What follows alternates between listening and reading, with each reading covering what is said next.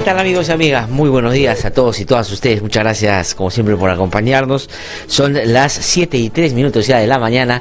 Vamos a dar inicio al programa de hoy. Hoy es 6 de noviembre del año 2017 y como todas las mañanas, iniciamos además la jornada, iniciamos la semana, agradeciendo de manera muy especial a quienes a esta hora están sintonizando ya RBC Radio 104.7 de la FM. Muchísimas gracias a quienes nos escuchan también en alguna de las radioemisoras que integra la Red Nacional de IDL Radio, que a esta hora de la mañana están transmitiendo la señal en vivo y en directo. Muchísimas gracias por ello. Gracias también a quienes o aquellas emisoras que muy amablemente quieren transmitir el programa, no lo pueden hacer en vivo, pero nos hacen un espacio en su programación más adelante para transmitirlo. Muchísimas gracias por esa generosidad y tratamos de hacer todos los días un buen programa para que ustedes sientan que el esfuerzo vale la pena. Muchísimas gracias también a quienes nos siguen a través de la televisión. En algunos lugares, en algunas regiones, pues hay algunos canales de televisión que toman la señal del Facebook y lo transmiten, o de la página web, y lo transmiten también a través de sus señales y nos permiten llegar también a otros sectores. Muchas gracias por ello. Gracias también a quienes nos siguen a través de la página web. Es muy sencillo ubicarnos. Usted puede ir a la página de IDL Radio, también puede ir a la página de RBC Online y ahí nos puede encontrar, nos puede escuchar y si gusta, le apetece, también nos puede ver. Y también quiero agradecer a quienes nos siguen a través del Facebook o de las redes sociales.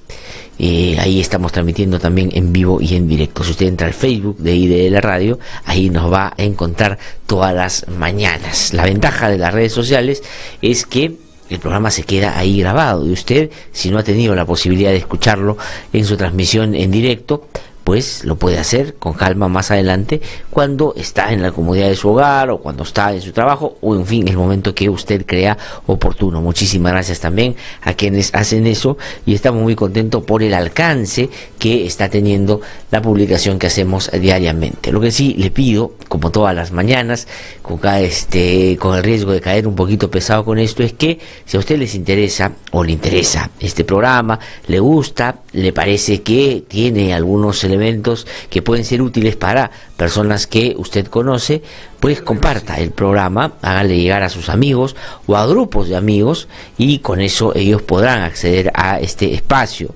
Si quieren nos seguirán, si no, conociéndolo dirán no me gusta y buscarán otras alternativas. Por cierto, eso lo define usted. Lo que nosotros queremos es que más personas puedan acceder a este modesto espacio por una consideración que nosotros siempre hemos tratado de llevar a la práctica, y es que trabajamos con mucho cariño, con mucha responsabilidad para que este sea un espacio donde profundicemos algunos temas que a usted le puede interesar, que a nosotros nos preocupan y que sin duda en otros medios de comunicación a veces se tratan muy a la ligera o digamos marcado por algunos otros intereses que no necesariamente son los que más le convienen a nuestro país, que tiene que creer que la mejor manera de avanzar es procurando ser un país más solidario, menos corrupto, menos discriminador y, por cierto, un país menos llevado a la trivialidad y ojalá poniéndose en serio la tarea de sacar adelante instituciones, porque eso es lo que sostiene un Estado de Derecho, que es lo que aquí nosotros, por supuesto, impulsamos de manera insistente. Pues bueno, dicho eso, quiero comenzar. Como todos los lunes hay muchos temas que comentar. Voy a tratar de tomar algunos de ellos que creo yo son significativos. El presidente de la República, el señor Pedro Pablo Kuczynski, pues ya nos tiene acostumbrados a, de un momento a otro, plantear algunos temas no de la manera correcta ni políticamente la que más aclare las situaciones que en ellas mismas empiezan como a exponerse. Estuvo en Argentina en una visita oficial al presidente Macri y ahí es donde él habló de varios temas y se refirió a Alberto Fujimori, el reo condenado por violación a derechos humanos a 25 años y por corrupción también. Y se tomó unos minutos para resaltar algunas de sus virtudes, decir que él fue el que reinsertó al Perú en el ámbito de la economía internacional, el APEC y otros organismos o instancias internacionales, y dijo además el presidente Pedro Pablo Kuczynski que dentro de poco habrá algunas novedades o Alberto Fujimori será noticia. Esto inmediatamente fue interpretado en clave de se viene el indulto, y esto podría, pues en ese momento, significar unas movidas o movimientos que no es que sean totalmente inesperados, pero desde mi modesto punto de vista son totalmente impertinentes en un escenario político en el que, creo yo, no corresponde ni por un asunto legal, ni por un asunto humanitario, ni por un asunto médico, y ni siquiera por un asunto político que pueda mejorar a este gobierno que tiene una serie de problemas que día a día se van notando. Pero el presidente de la República habló del caso de Alberto Fujimori. Yo quiero llamar la atención sobre un asunto que no se ha dicho mucho. El día viernes fue 3 de noviembre y ustedes, muchos de ustedes, recordarán que el 3 de noviembre del año 1991 ocurrió un grave hecho, un caso gravísimo de derechos humanos, por los cuales el propio Fujimori fue condenado. Se produjo la matanza de Barrios Altos, muy cerca de Palacio de Gobierno, y esto en sede judicial se logró probar. Fue realizado por el Grupo Colina, que era patrocinado, auspiciado, motivado por Vladimiro Montesinos, y Vladimiro Montesinos era el hombre del presidente. Por eso es que Alberto Fujimori fue condenado por autor mediato, por ser el hombre atrás, por permitir que esto sucediera, a condicionar que esto sucediera. Y cuando se cumplían 26 años de ese fatídico hecho, de ese lamentable hecho, el presidente Pedro Pablo Kuczynski, de repente sin acordarse, de repente sin tener la memoria clara en torno a un hecho tan grave, pues mencionó esto de Alberto Fujimori. Y a nosotros nos parece que esto es un despropósito, porque no hay ninguna consideración que en este momento debería llevar a siquiera al presidente ponerse a pensar en un indulto, cuando hay varios asuntos irresueltos todavía en casos vinculados a Alberto Fujimori. Pero mientras eso sucedía en el Perú, con mucha indignación, algunos familiares del caso Barrios Altos, y con razón, se indignaban, y de manera digamos mortificadas, expresaban su punto de vista. Queremos compartir nosotros lo que dijo Rosa Rojas, que perdió a su esposo y que perdió a su hijo de 8 años en esa matanza. En esa matanza mataron a 14 personas y a un niño, el hijo de Rosa, y ella recuerda así ese día trágico mientras el presidente de la República ofrece el indulto. Vamos a escuchar lo que ese mismo día, mientras Pedro Pablo Kuczynski, no entiendo por qué, hablaba del indulto, pues ella mencionaba en relación a este grave hecho. Vamos a escuchar. Imaginariamente me trasladé al año 91 y estaba haciendo las camas apoyadas de la noche, iba montada en las Colinas, Martín Rivas, Pichilingui, Sosa Saavedra, voces que marcaron ese dolor que tengo en mi alma. Mi hijo, sé que algún día nos encontraré necesito. En mi nuevo esposo, a quien también le extraño bastante, nos reencontraremos los tres. Qué pena que ese presidente que tenemos ahora, creo que es cada vez nuestro dolor, metiendo el dedo en la llaga en nuestras heridas, hablando constantemente del famoso indulto. Lo hizo nuevamente en Argentina, y nos enseñó qué pena de nosotros las madres, que año tras año hemos estado luchando contra la impunidad. Las personas que nos escuchan, entiéndanme por favor. Perder un hijo en las circunstancias que yo lo he perdido, no se lo deseo a nadie. Señor presidente Kuczynski, entiéndanos a nosotros el dolor que tenemos. Entienda, señor presidente, el dolor que tenemos, dice la señora Rojas, recordando ese día tan dramático, donde murió su hijo, tenía 8 años, y murió su esposo, y ahí en algún momento estaré con ellos, y ahora recuerdo cómo ese día entró el Grupo Colina cómo entró Martín Rivas, cómo entró Pichilingue, cómo entró Sosa Saavedra, y cómo después de eso, lejos de llevarnos a alcanzar justicia, se protegió a estos delincuentes. Y eso lo hizo el régimen de Fujimori con con el fuero militar, con la protección mediática que tenían, con el poder que tenían después de dar el golpe de Estado del año 92. Y el presidente se va alegremente a hablar de que Alberto Fujimori fue grande porque nos rescató la economía, que APEC, que los foros internacionales, en fin. Alberto Fujimori no está preso por eso. Alberto Fujimori está preso porque permitió que pasara los graves hechos como Barrios Altos, La Cantuta, el secuestro de Dyer, de Gorriti, Pativilca y otros casos. Por eso está preso. Y está preso también por corrupto, porque él admitió que había cometido esos actos de corrupción por los cuales iba a ser juzgado y él pidió una sentencia anticipada. Por lo tanto, no hay que tratar para que en medio de la debilidad se justifique un hecho que es inconcebible, no debería darse, argumentando de que él hizo grandes cosas y por eso hay que sacarlo de la cárcel. Él no está preso por eso, y eso es lo que hay que entenderlo, y el presidente no debería estar hablando de un asunto de esta naturaleza. Por el bien de los familiares de las víctimas, por respetar el Estado de Derecho, por respetar la ley, por respetar una sentencia que fue confirmada en doble instancia, pero también para no estar haciendo que el fujimorismo, alguna parte de él, crea que están a punto de que Fujimori pueda salir de la cárcel, pensando además, creo yo, equivocadamente, pero Pablo Kuczynski, que esto le va a dar un respiro en materia política.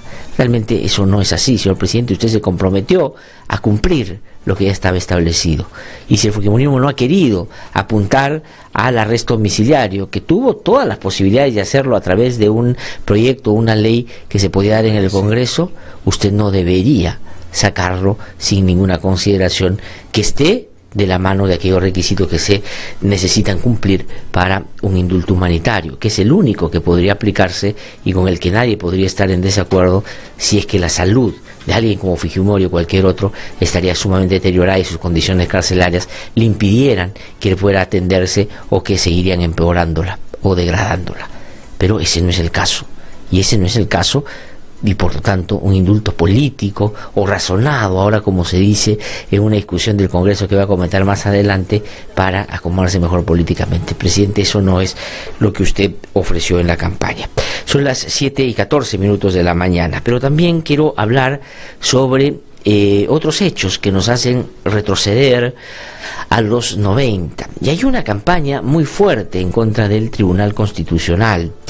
Y es que el Tribunal Constitucional no le gusta a algunos políticos, no le gusta a los fujimoristas, no le gusta a un sector del APRA, y no le gusta porque no le gusta como está, por supuesto, porque les gustaría tomarlo, manejarlo y usarlo a su antojo. El Tribunal Constitucional es fundamental y lo va a hacer para casos relacionados con, por ejemplo, la libertad de algunos expresidentes, o la mejoría la situación de algunos otros que en este momento están todavía investigándose todavía inicialmente. Pero también porque denota un gran poder, y si se hace con responsabilidad, eso puede interpelar a otros funcionarios de alto nivel, y eso es lo que no quieren en el Congreso, en otras instancias. Entonces hay una campaña, aprovechándose de un caso, que es el caso del Frontón, para traerse abajo al tribunal. Quieren sacar a 4 magistrados de 7, y si eso a usted no le parece que es un golpe en contra de la institucionalidad y que nos hace acordar lo que pasó en 1997, pues podemos estar pecando de ingenuos y creer de que esta es parte solo de un procedimiento cualquiera, y eso no es así. En el Congreso ya la comisión o la subcomisión de acusaciones constitucionales le dio pase a esta acusación o a esta investigación. La comisión permanente dijo que siga, y por lo tanto van a apuntar a seguir golpeando al Tribunal Constitucional. Y dicen por qué en el caso del Frontón ellos cometieron prevaricato o ellos hicieron una cosa indebida al revisar o al resolver un asunto que estaba pendiente. Eso no es verdad, pero lo que sí es verdad es que hay una campaña muy bien orquestada, muy bien organizada. Periodistas, columnistas, medios de comunicación. Ayer el diario El Comercio, en un editorial, planteó que lo que está haciendo el Tribunal Constitucional es un asunto pues contrario a lo que debería haber hecho. Haber sido a la Comisión Interamericana es un asunto casi una afrenta para el Perú, porque nos pone a los ojos internacionales como un país que no respeta los estándares básicos en esta materia. Y también algunos otros columnistas que se van de apostas tomando, digamos, este caso, y van repitiendo el mismo argumento. Yo les voy a contar por qué está pasando eso.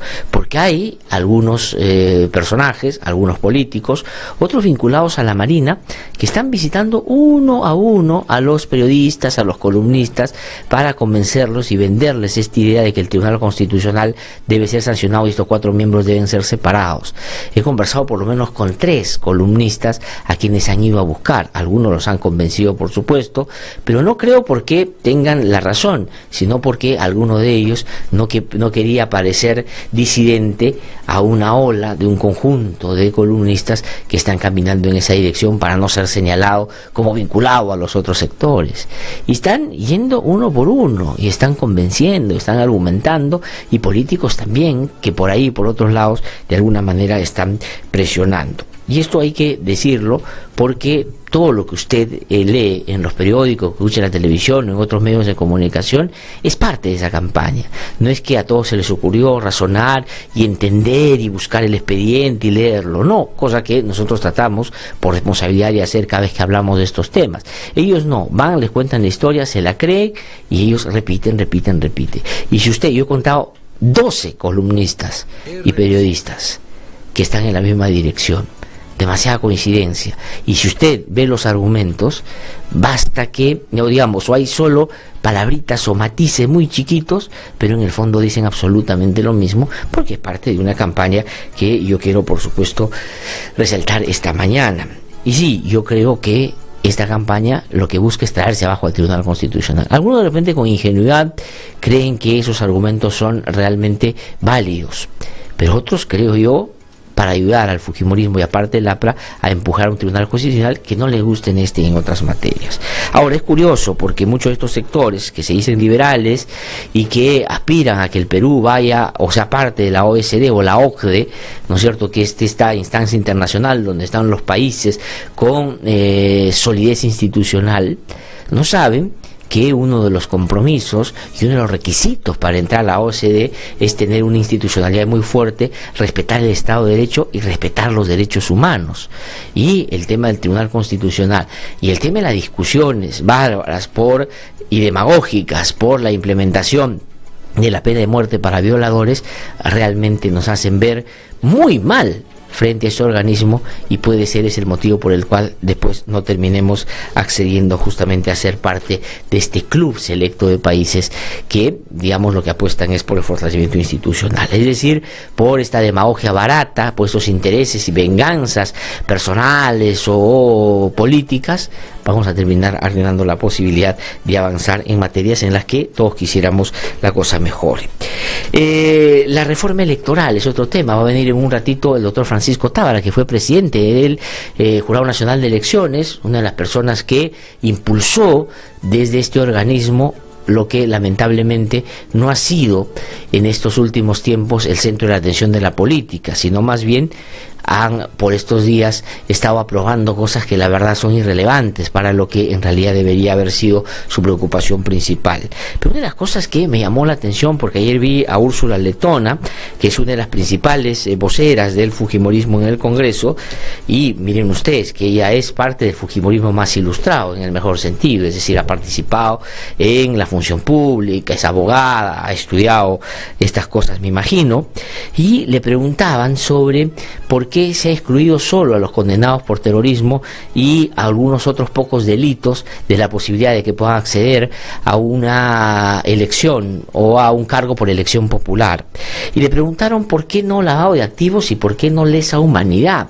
Y la respuesta fue, la verdad, muy simpática, muy graciosa, y para quien no sabe de derecho hasta podría sonar convincente o coherente. Ella dijo que no podían poner o incorporar el tema del lavado de activos hasta que la Corte Suprema no tenga una jurisprudencia uniforme en la materia.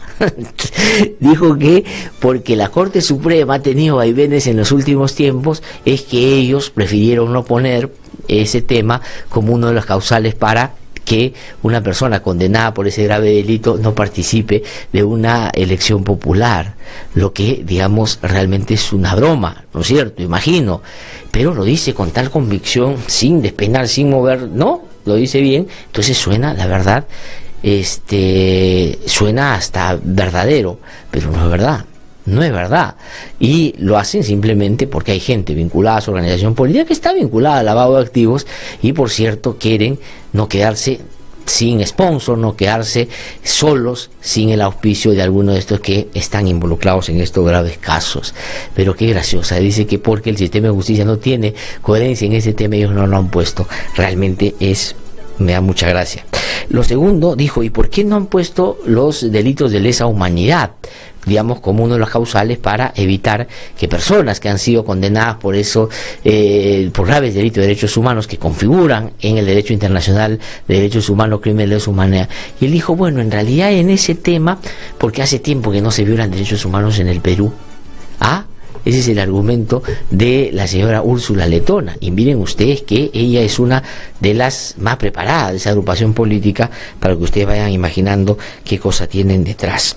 Bueno, en fin, hay otros temas también que voy a comentar durante ya el programa, y quería, ahora tengo que ir a una pausa. Brevemente voy a hablar sobre lo que ha pasado con la selección peruana. Jugamos el día viernes en Nueva Zelanda, y yo creo que vamos a ganar. Hay un equipo sólido, un equipo que se ha preparado, y la verdad que se le nota la ilusión de querer ir al Mundial. Pero la situación de Paolo Guerrero se ha complicado, porque, digamos, en la primera prueba antidoping que le hicieron en el partido después de Argentina, o después del partido de Argentina, ha encontrado una sustancia que tiene que ser corroborada al revisar, digamos, la otra muestra que va a ser en Alemania, para ver si eso se confirma. Le han dado una suspensión por 30 días preventiva, y va a depender mucho el resultado de lo que pase en Alemania para ver cuánto le dan. Pero yo creo que ahí hay que andar con cautela, y hay que simplemente esperar a ver qué pasa en esa instancia, y argumentar todo lo que sea posible para tratar de evitar que le puedan dar una sanción mayor. Y él tendrá que argumentar, si es que esto se confirma y no es un falso positivo, pues de que no lo hizo con la intención de consumir alguna droga, ¿no es cierto?, que puede haber sido un incidente de otra naturaleza. Pero creo que Paolo Guerrero es una figura, es importante, creo que ha logrado unir al Perú en términos de su liderazgo en la selección, pero creo que hay que, como él mismo ha dicho, y como ha dicho otros personajes vinculados al fútbol, hay que sentarse en el papel que pueda cumplir el resto de sus compañeros en esta tarea, que al margen de la situación de Paolo Guerrero tienen que hacer lo que corresponde para llevarnos al Mundial.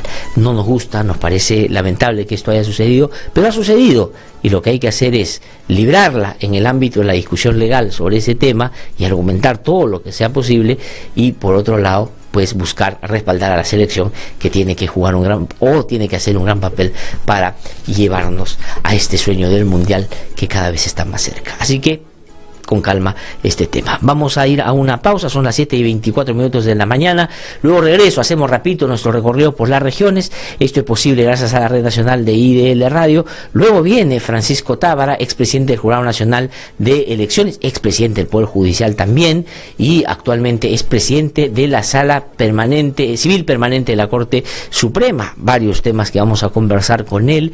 Más adelante viene el expresidente del Tribunal Constitucional, el doctor César Landa, a conversar con nosotros sobre la situación del Tribunal Constitucional, y hacia el final del programa viene Fernando Rospigliosi, con quien vamos a hablar de distintos temas vinculados a la política y también, por cierto, a la seguridad. Así que el programa está muy interesante. Le pido que cuando regresemos esté usted ahí del otro lado. Soy Glatzer Tuesta, voy a tener el gusto de acompañarlos el día de hoy, aquí con mis compañeros Carlos Yancul, mi productor, Emanuel y Luis, que estamos ya a su disposición esta mañana. Una pausa y regreso. Soy Raida Cóndor, madre de Armando Amaro Cóndor. Mi hijo estudiaba en la Universidad La Cantuta y fue secuestrado el 18 de julio de 1992. Fue secuestrado por Grupo Colina, mandato de Fujimori. El indulto es un insulto para nosotros. Pásame la pelota, Miguel, pásamela. No, mejor a mí, pásamela a mí. Allí va. Uy, pucha, ahora mi mamá me va a castigar. Niños malcriados, ¡Miren lo que han hecho! ¿Qué pasó, muchachos? Mami, de casualidad rompimos la luna de la ventana de la señora Rosa. Ay, aquí hay muchas cosas que se pueden romper.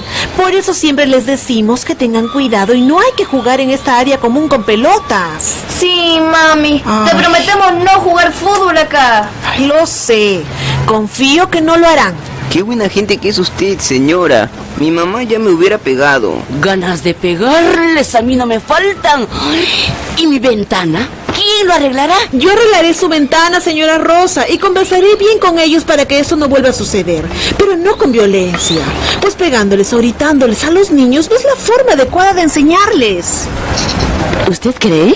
Mejor les hablamos, les decimos bien claro las reglas y les damos confianza.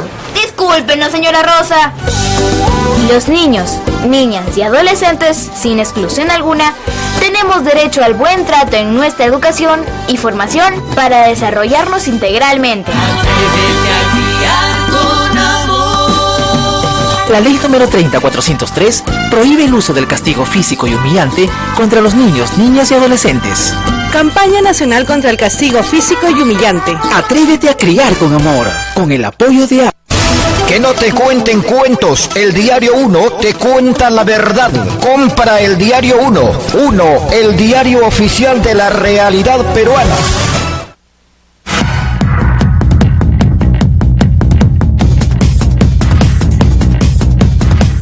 Son las 7:28 de la mañana, estamos de vuelta aquí en No Hay Derecho. Rápidamente vamos a hacer nuestro recorrido por las regiones. Esto es gracias a la Red Nacional de IDL Radio. Vamos a Ayacucho. Mario Cenita Goya, colega y gran amigo, está ya en comunicación con nosotros. Mario, ¿cómo estás? Muy buenos días. Buenos días, Glatzer. ¿Cómo estamos? Un cordial saludo a la gran red de IDL Radio. Esta es nuestra información desde la ciudad de Ayacucho. Para la coordinadora del Movimiento Ciudadano de Derechos Humanos de Ayacucho, Yanet Mata, el tema de indulto al expresidente Alberto Fujimori debería dejar de ser un manoseo político. El señor PPK debe respetar el dolor humano de los familiares quienes fueron asesinados durante su gobierno, señaló. Esta fue una reacción a lo manifestado por el mandatario de la República al 18º Foro Iberoamericano realizado en Argentina, retomando este tema en el aniversario del caso Barrios Altos. Por otra parte, el hecho de que el Congreso haya eliminado la participación de organizaciones políticas locales ha sido calificada de antidemocrática en esta ciudad. El analista Raúl Vega señala que se busca con ello evitar competencias políticas los partidos políticos tradicionales que están totalmente desacreditados. Y al último fin de semana, en esta ciudad se rindió un póstumo homenaje a los restos del doctor Raúl García Zárate en sus exequias realizadas en nuestra ciudad. Y hoy recordamos el Día de la Canción Folclórica Ayacuchana. Desde la ciudad de Ayacucho, reportó Mario Cenita Goya. Muchísimas gracias, Mario, por esta información desde la región Ayacucho. Antes de irme a Arequipa, y le pido a Juan Francisco Valderrama que me espere un ratito, quiero comentar lo siguiente. Hoy día el Diario de la República dice lo siguiente: según documentos filtrados, Belcorp y Paralife habrían eludido control de la SBS. Paradise Papers incluyen a empresas que operan en el Perú. Póliza de seguro, que habría sido lanzada sin supervisión para mujeres pobres, fue adquirida por más de 100.000 vendedoras de productos de estética en nuestro país. Investigación internacional también revela que este oscuro esquema legal en Bermudas habría sido usado por negocios de bonos de carbono en la Amazonía. Este es, dice, el negocio offshore del Seguro Popular de Belcorp. Es decir, inventaron un seguro que pagaban 7.5 soles por mes, diciéndolo que este cubría un montón de cosas, y en realidad toda esa plata se manejaba desde fuera sin ningún control de la SBS. Y está Belcorp involucrada ahí, y también Paralife, es decir, Rolf Juppy, que es el de Paralife, y Eduardo Belmont de Belcorp. Vamos a abordar esta información más adelante con más detalle, por supuesto. Vamos a ir rápidamente a Arequipa. Juan Francisco Valderrama está ya en comunicación con nosotros. Juan Francisco, ¿cómo estás? Muy buenos días. Muy buenos días, Laxer, desde nuestra blanca ciudad de Arequipa, con un sol esplendoroso, pero con un frío en las noches bastante penetrante. El día de ayer estuvo en nuestra ciudad de Arequipa el presidente de la República, Pedro Pablo Kuczynski, el vicepresidente Martín Vizcarra, los ministros de Agricultura y Economía, y también la gobernadora Yamila Osorio y otras autoridades que estuvieron también ahí en la zona de Pusa Pusa para el inicio de la construcción del túnel Majes Siguas 2. En declaraciones, el ministro de Agricultura, José Hernández, comunicó a la ciudadanía arequipeña y autoridades que el Producto Bruto Interno aumentará en $850 millones cada año y va a generar 90.000 empleos productivos para la región sur. Igualmente, la gobernadora regional comunicó para que los alcaldes se unan con ella para pedir al gobierno central que las regalías mineras de Cerro Verde se queden en Arequipa y no pasen al gobierno central. Es lo que podemos informar para IDL Radio desde Arequipa, Juan Francisco Valderrama. Muchísimas gracias, Juan Francisco, por esa información desde Arequipa. Son las 7:32 de la mañana y vamos a terminar nuestro recorrido esta mañana trasladándonos a Cajamarca. Segundo Díaz Olivera está ya en comunicación con nosotros. Segundo, ¿cómo estás? Muy buenos días. Gracias, ¿qué tal? ¿Cómo está? Buenos días. Desde Cutervo les damos a conocer que el problema del incendio forestal de más de 50 hectáreas de bosque en la zona de Conchán, distrito de la provincia de Chota, es uno de los más graves que se ha presentado en este año. Sin embargo, hasta ahora las autoridades no han dado a conocer cuáles han sido los responsables, por lo menos para determinar la sanción correspondiente. Según la información que hemos obtenido, las autoridades han dado a conocer que de hecho ocurrió el pasado fin de semana en realidad, pero que debido al mismo se han avanzado este problema en cuanto a los árboles que en realidad tienen 30 y 25 años. Este motivo ha hecho de que, por ejemplo, en la provincia de Cutervo también se inicien coordinaciones con cada una de las comunidades campesinas a fin de evitar estos incendios que en el 2015 sorprendió a la provincia de Cutervo en todo el territorio. En el caso de la provincia de Chota, para ser testigos, en el caso de Conchán, las autoridades como el alcalde del distrito, al igual que las comunidades cercanas, han manifestado que se tiene que controlar más estos incendios forestales, porque de lo contrario lo que va a ocurrir es que hayan pérdidas de vidas humanas. Finalmente les damos a conocer que ha nacido un nuevo colectivo, que es el de Cajamarca, y ya lo están promoviendo en algunas provincias, como en el caso de Cutervo. El señor Miguel Rojas, que es candidato a la alcaldía de Cajamarca, que todavía uno sabe por qué partido político irá, ha dicho que el colectivo se denomina No Agoyo. El antigoísmo de la juventud está presente, ha dicho, así como ellos formaron en algún momento su colectivo de apoyar al candidato de El MAS en Cajamarca y gobernador regional, y que ahora pretende llegar a gobernar el país. Ellos también han iniciado este colectivo con los jóvenes a nivel de Cajamarca. Desde Cutervo para el IDL informó Segundo Díaz Olivera. Muchísimas gracias, Segundo, por esa información desde Cutervo en Cajamarca. Queremos también, ayer esto cayó de sorpresa, falleció Claudia Dahmer, una reconocida y vital y talentosa actriz. Esto fue de un momento a otro. La verdad, yo la había visto hace algunas semanas, inclusive en la televisión, haciendo algunos comentarios en torno a la violencia contra las mujeres, pero ella ha dejado de existir. Su legado, por supuesto, es muy amplio, porque su trayectoria es, la verdad, muy consistente, fue muy consistente. Nuestro sentido pesar a todas las personas que alrededor de ella hicieron estos últimos años un trabajo muy importante, y a sus familiares también. Realmente es una pérdida que se hace sentir, ¿no? Vamos a ir a una pausa, regresamos en un instante y conversamos con el doctor Francisco Tabaré. Regresamos. En los últimos 10 años han matado a 137 defensores de derechos humanos y otros 835 están siendo procesados. En el Perú no existe una ley que garantice su labor. Es responsabilidad del Estado proteger y defender a quienes nos defienden. Únete a la campaña y apoya a los defensores de derechos humanos. Búscanos en Facebook como Yo Defiendo y síguenos para enterarte de sus historias.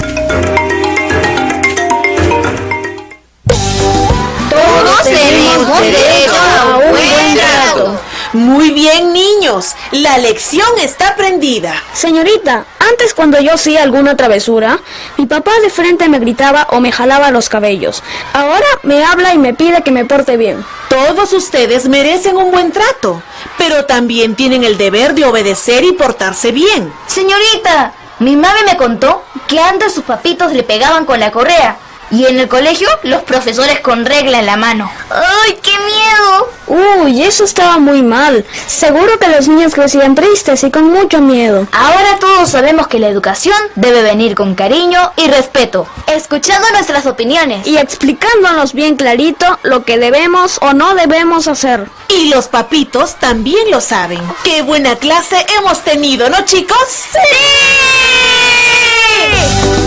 Promovamos entre los niños y niñas el ejercicio de sus derechos y de sus responsabilidades. Fortalezcamos su participación organizada y el disfrute del aprendizaje libre de violencia y en sana convivencia. Los niños, niñas y adolescentes, sin exclusión alguna, tenemos derecho al buen trato, un comportamiento respetuoso y fraterno entre maestros y alumnos. La ley número 30403 prohíbe el uso del castigo físico y humillante contra los niños, niñas y adolescentes. Campaña Nacional contra el Castigo Físico y Humillante. Atrévete a criar con amor, con el apoyo de ASDI. Que no te cuenten cuentos, el Diario 1 te cuenta la verdad. Compra el Diario 1, el diario oficial de la realidad peruana. RBC 104.7. La otra forma de vivir.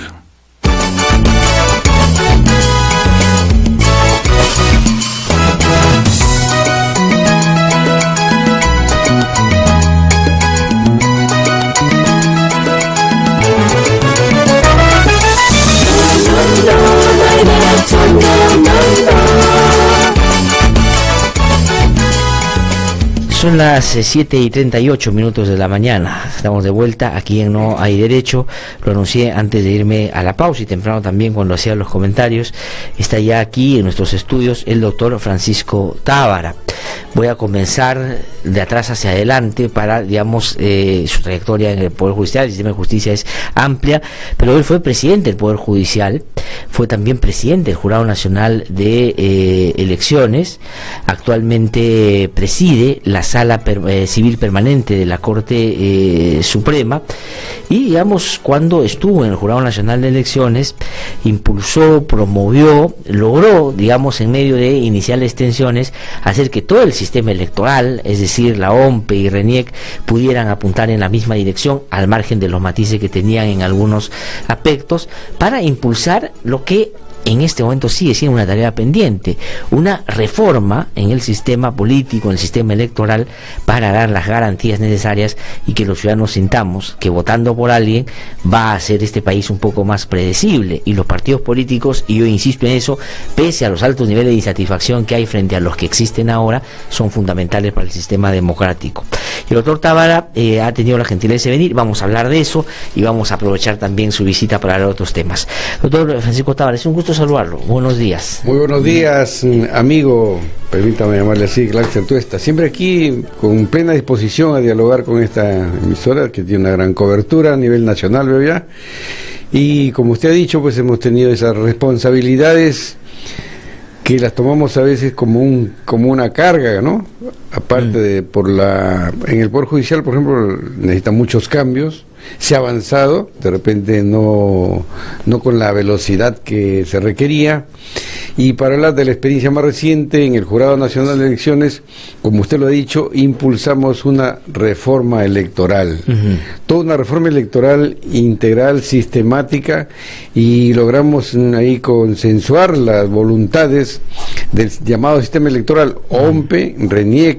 Se incorporó ahí a la llamada plataforma por la reforma electoral, la Defensoría del Pueblo, el representante de la OEA, tuvimos ahí hasta el Consejo de la Prensa Peruana, transparencia, la sociedad civil, efectivamente. La sociedad civil, plena apertura, que es la manera, y el apoyo de la prensa, que es fundamental, ¿no? Ajá. Y si se consideran unas pequeñas cosas ahí que en ese momento, tal vez yo ahí reconozco el apoyo de la prensa, el gran rol positivo de la prensa, ¿no? Ahora, yo creo que los periodistas, y como en el caso de ustedes, cuando cuando estuvieron en el jurado y otras autoridades en las instituciones electorales, digamos, lo que hicieron era conectarse con lo que creo que todos los ciudadanos queremos, un mejor sistema de representación, y para eso hay que hacer, como usted ha dicho, una reforma integral y sistemática. Pero a la luz de los hechos, con el transcurrir de los meses, ya digamos, con la distancia que le da el no ser presidente del jurado, pero el haber impulsado esta reforma, ¿por qué lo que tenemos ahora no ha sido ni tan sistemático ni tan integral? Y lo que estamos viendo en el Congreso más bien son algunos aspectos que pueden ser interesantes algunos, pero que obviamente no constituyen una reforma, o sí la constituyen. Yo estoy de acuerdo con usted y con lo que dice la mayoría de la gente, que ayer leí un artículo del señor Tanaka, cuando habla de Tuesta, hay gente que conoce mucho más que yo este tema. No se ha abordado, no hay voluntad política para abordar una reforma electoral integral, sistemática. Nosotros presentamos varias iniciativas legislativas, muchas veces en forma consensuada con OMP y con RENIEC. Primera vez que íbamos al Congreso de la República, estas tres instituciones representadas por titulares, fue hecho inédito en la historia con esta constitución del llamado sistema electoral.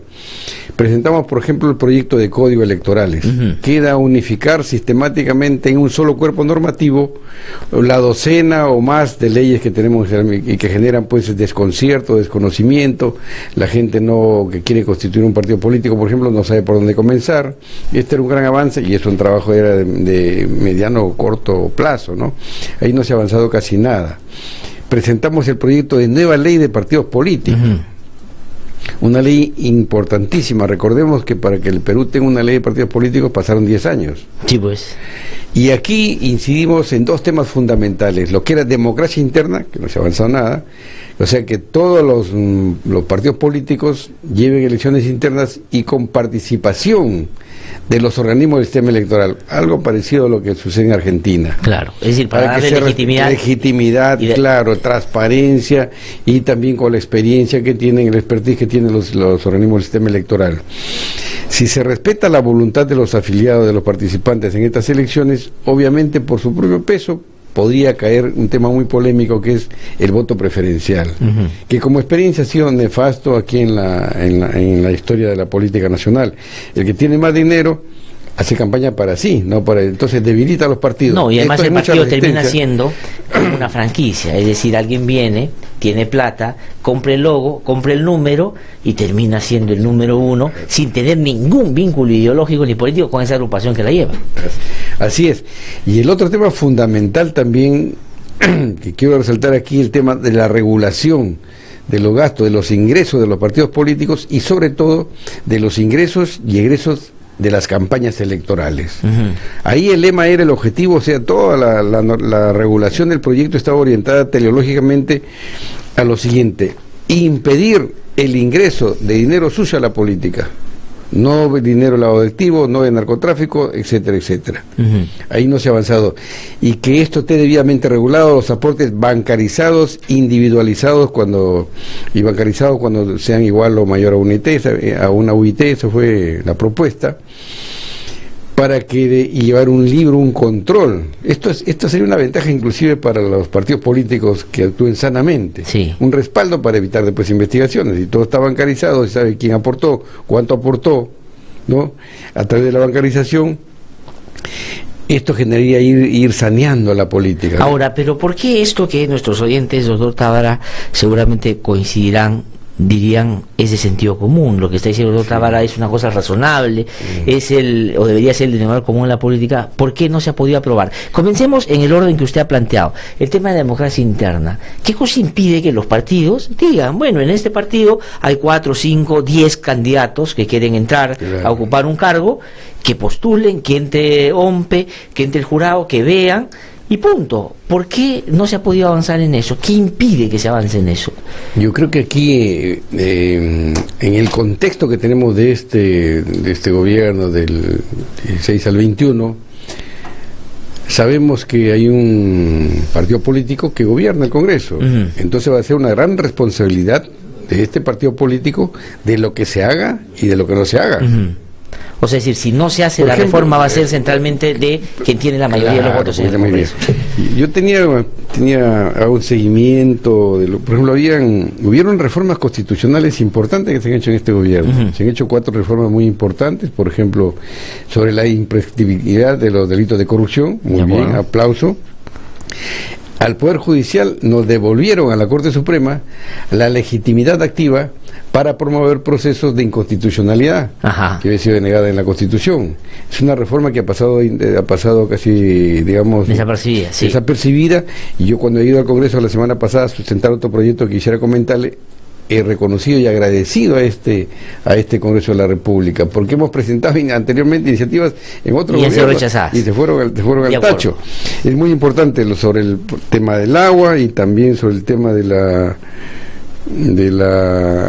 pero el derecho a agua se ha constitucionalizado, el derecho al agua. Sí, muy importante la ampliación de los plazos de detención, por ejemplo, para unos casos de complejos, en otro caso de violencia, pero muy interesante. Entonces esto animaba, ¿no?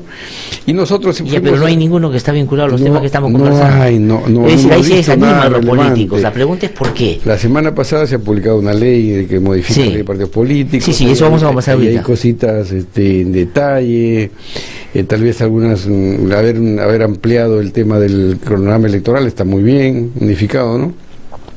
Pero no hemos visto nada sistemático, nada integral. Creo que la congresista, la señora Donaire, inició con mucha responsabilidad el trabajo que le encargaron, ¿no? Pero con tanta responsabilidad que la terminaron sacando el partido. Es decir, la que hizo las cosas como debía. Además que generó un consenso con otras agrupaciones políticas. Y recordará usted, doctor Tábara, en un momento hay como una disputa inclusive entre el Ejecutivo y el Congreso, que quien plantea la reforma electoral.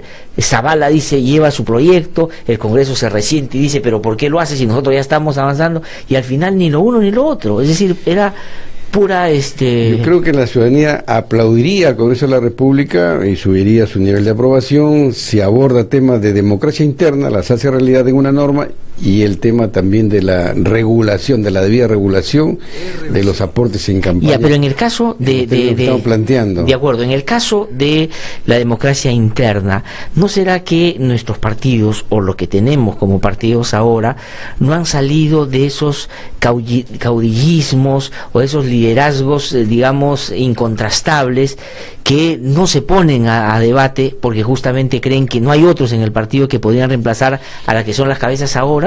Porque si no, no nos explicaría. Es decir, en el APRA, Alan García ha sido el candidato en los últimos tiempos, digamos, casi indiscutible, y a pesar de que él ha dicho que ya se retira, hay algunos que inclusive su propio secretario general dicen, bueno, pero si las bases lo piden en el 2021, él podría ser el candidato. El fujimorismo, ¿podría existir sin un Fujimori? ¿No? De repente ahí está la respuesta de por qué la democracia interna no va. Pero se trataba pues la ley está orientada a nuestro proyecto a fortalecer los partidos políticos y que a mediano, a largo plazo haya menos partidos políticos, ¿no? Y que los partidos políticos tengan presencia en toda la República. Ahora son poquísimos los partidos que tienen comités, por ejemplo, en la mayoría de regiones o provincias. Puede ser una explicación el liderazgo, el caudillismo que tiene. Ahora, obviamente, todo partido político lo funda o lo promueve o lo representa en un momento un líder. Siento hay que compatibilizar entre el liderazgo y lo que es la democratización y la formación de nuevos líderes en el país. Pero ahí estamos, hay que seguir insistiendo, y sobre todo yo le digo que lo que la ciudadanía, el pueblo peruano quiere ver es el tema de la regulación de los ingresos en campañas electorales. Y eso es no solamente a nivel nacional, a nivel regional, a nivel local, que debe haber control y darle más competencias a la OMPE para que pueda fiscalizar. Y las sanciones, esto lo propusimos nosotros de manera muy coherente, que las sanciones no solamente sean económicas, las multas, el partido que tiene, paga la multa, y el partido que no tiene, no hay cómo hacerle efectivo si no tiene patrimonio. Sí, pues. Entonces tiene que haber una sanción política también. ¿Y la sanción política podría ser la suspensión de la suspensión de la inscripción en el registro de elecciones políticas hasta la cancelación, si hay reiteración, ¿no? ¿Me entiendes? Eso es lo que hemos planteado, ¿no? Ya, pero eso no lo han aprobado. Bueno, y no lo van a aprobar. Digamos, lo que han aprobado en algunos otros ámbitos que voy a plantear ahora es más bien la multa. Y como usted dice, si hay algo en la política es plata, y la multa se puede pagar sin ningún problema. Pero voy al tema del financiamiento en los partidos. Hoy día no hay partido, o hay muy pocos, que estén exentos de algún nivel de investigación por lavado de activos o por infiltración de dinero ilegal a la política, y eso ya en sí mismo expresaría el problema, ¿no es cierto? Expresa el problema, que hay que hacer algo para frenar que la política sea capturada por intereses ilícitos, porque ahí no se ha avanzado en lo sustantivo. Yo creo, siempre he dicho, estamos a tiempo, porque hay hermanos países muy bonitos en Latinoamérica, pero donde esto ha avanzado mucho más. Nosotros estamos a tiempo todavía. Creo que el Congreso tiene que reflexionar y ser consciente de la responsabilidad histórica, ¿no? De ser una mayoría, por ejemplo, el gobierno, el partido político que... O sea, Fuerza Popular mayoría, va a ser responsable de lo que se haga o no se haga en esta materia. Tiene que ser consciente de eso, para que más adelante, cuando miremos históricamente por qué no se avanzó tanto en la reforma electoral y tengamos problemas parecidos al que ya tenemos, o peores tal vez, se diga quién fue responsable de eso, ¿no? Sí. Ahora, doctor Tábara, tienen que meditar muy bien. Ahora, doctor Tábara, pero justamente en relación al tema del financiamiento de los partidos, ¿no es cierto? ¿Qué cosa es lo que hay que hacer? Porque, como le digo, ahorita todos están cuestionados. El caso Odebrecht explica en sí mismo, digamos, lo que justamente deberíamos evitar vuelva a suceder. ¿Hay tiempo para las elecciones del 2018, el próximo año, para hacer cambios en esta materia específica, o esa la vamos a jugar con las mismas reglas? Bueno, la ventaja es que el próximo año tenemos elecciones regionales y municipales, ¿no? Entonces habría que, ahí es cuantitativamente es menor el problema, pero habría que, digamos, regular ya para el tema de la elección del bicentenario, que no es poca cosa. Yo siempre me rasgo la vestidura hasta cierto punto, por lo difícil que fue el proceso electoral último. Realmente fue muy complicado, crisis de los partidos políticos, luego aprobar una norma que diseñaba la figura de la exclusión del candidato, se promulgó y publicó de forma extemporánea, fue el factor detonante, y sentíamos que realmente la cuarta transición democrática era difícil, y fue un aporte, creo, del sistema electoral jurado OMPI-RENIEC, sacar adelante esa cuarta transferencia democrática, hecho inédito en la historia de toda la República. Algo parecido sucedió en la llamada de la República Aristocrática, ¿no? Ahora, pero para el 2018... Entonces no valoramos esto y a veces tenemos arrinconada. De acuerdo, pero el 2018 entonces la vamos a jugar con las mismas reglas. Ahora, si uno lo ve efectivamente desde el tema de la dimensión o el tema numérico, podría decir, claro, que las de 2021 son nacionales y tienen y recubren, digamos, un ámbito un poco más trascendente, si quiere. Pero el problema con las elecciones municipales y regionales es que algunas zonas pueden terminar siendo cooptadas o tomadas justamente por intereses indebidos o ilegales. ¿Qué cosa puede evitar entonces que en el BRAE el narcotráfico pueda llegar, digamos, con fachada de partido a gobernar un distrito o una provincia? O, digamos, en la selva, los traficantes de madera, o los traficantes de trata en otras zonas, o los mineros ilegales en otra. Ellos van a entrar de todas maneras entonces el 2018. Bueno, hay que ver ahí que la OMPE, RENIEC, el Jurado Nacional de Elecciones, con los instrumentos normativos que tiene actualmente, trate de explotarlos en el buen sentido de la palabra al máximo. El Ministerio Público tiene que estar pendiente también ahí, si hablamos de figuras de lavado de activos, terrorismo, actos de corrupción, etcétera.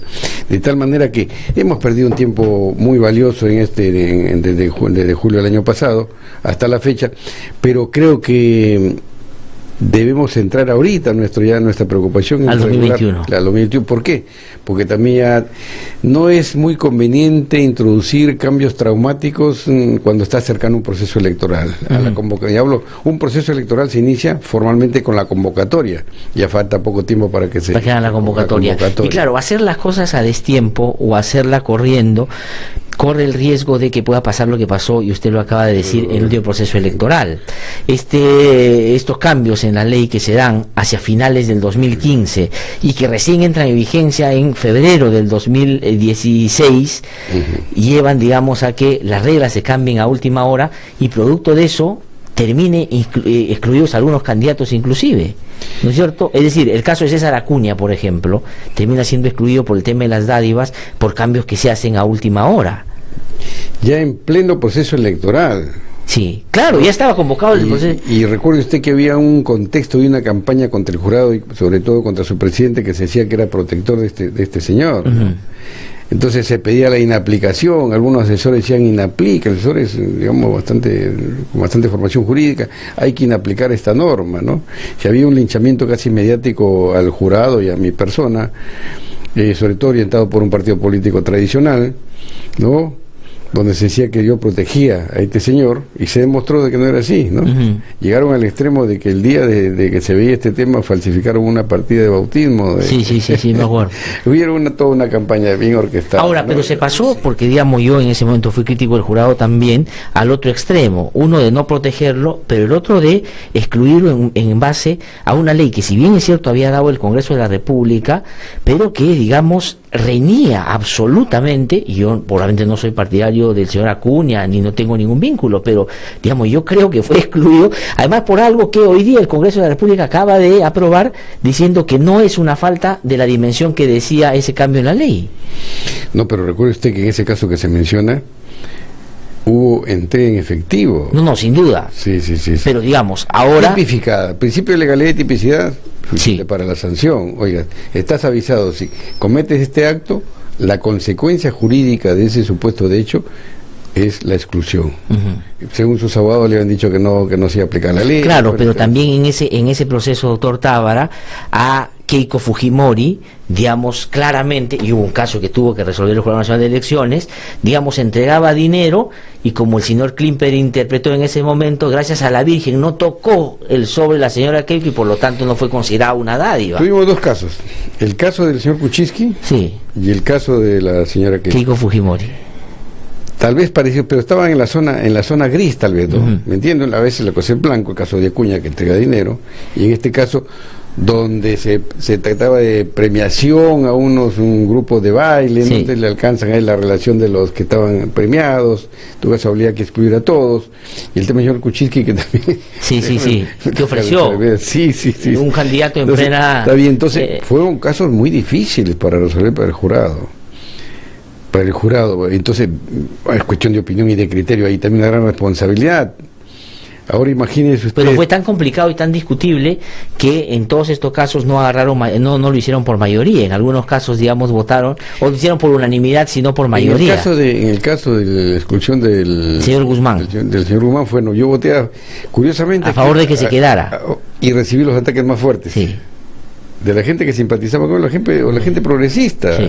Los más críticos ahí fueron conmigo, fue el señor Gorriti y la señora Claudia Cisneros, con artículos realmente agraviantes. Yo no he ido, nunca he denunciado, no estoy expuesto a esas cosas. Ahora, pero se ratifica, por ejemplo, que hicieron bien, al margen de que usted estuvo en desacuerdo con el punto de vista mayoritario. Fue una decisión que se toma en un colegiado por mayoría. Mi punto de vista es el que debía seguir.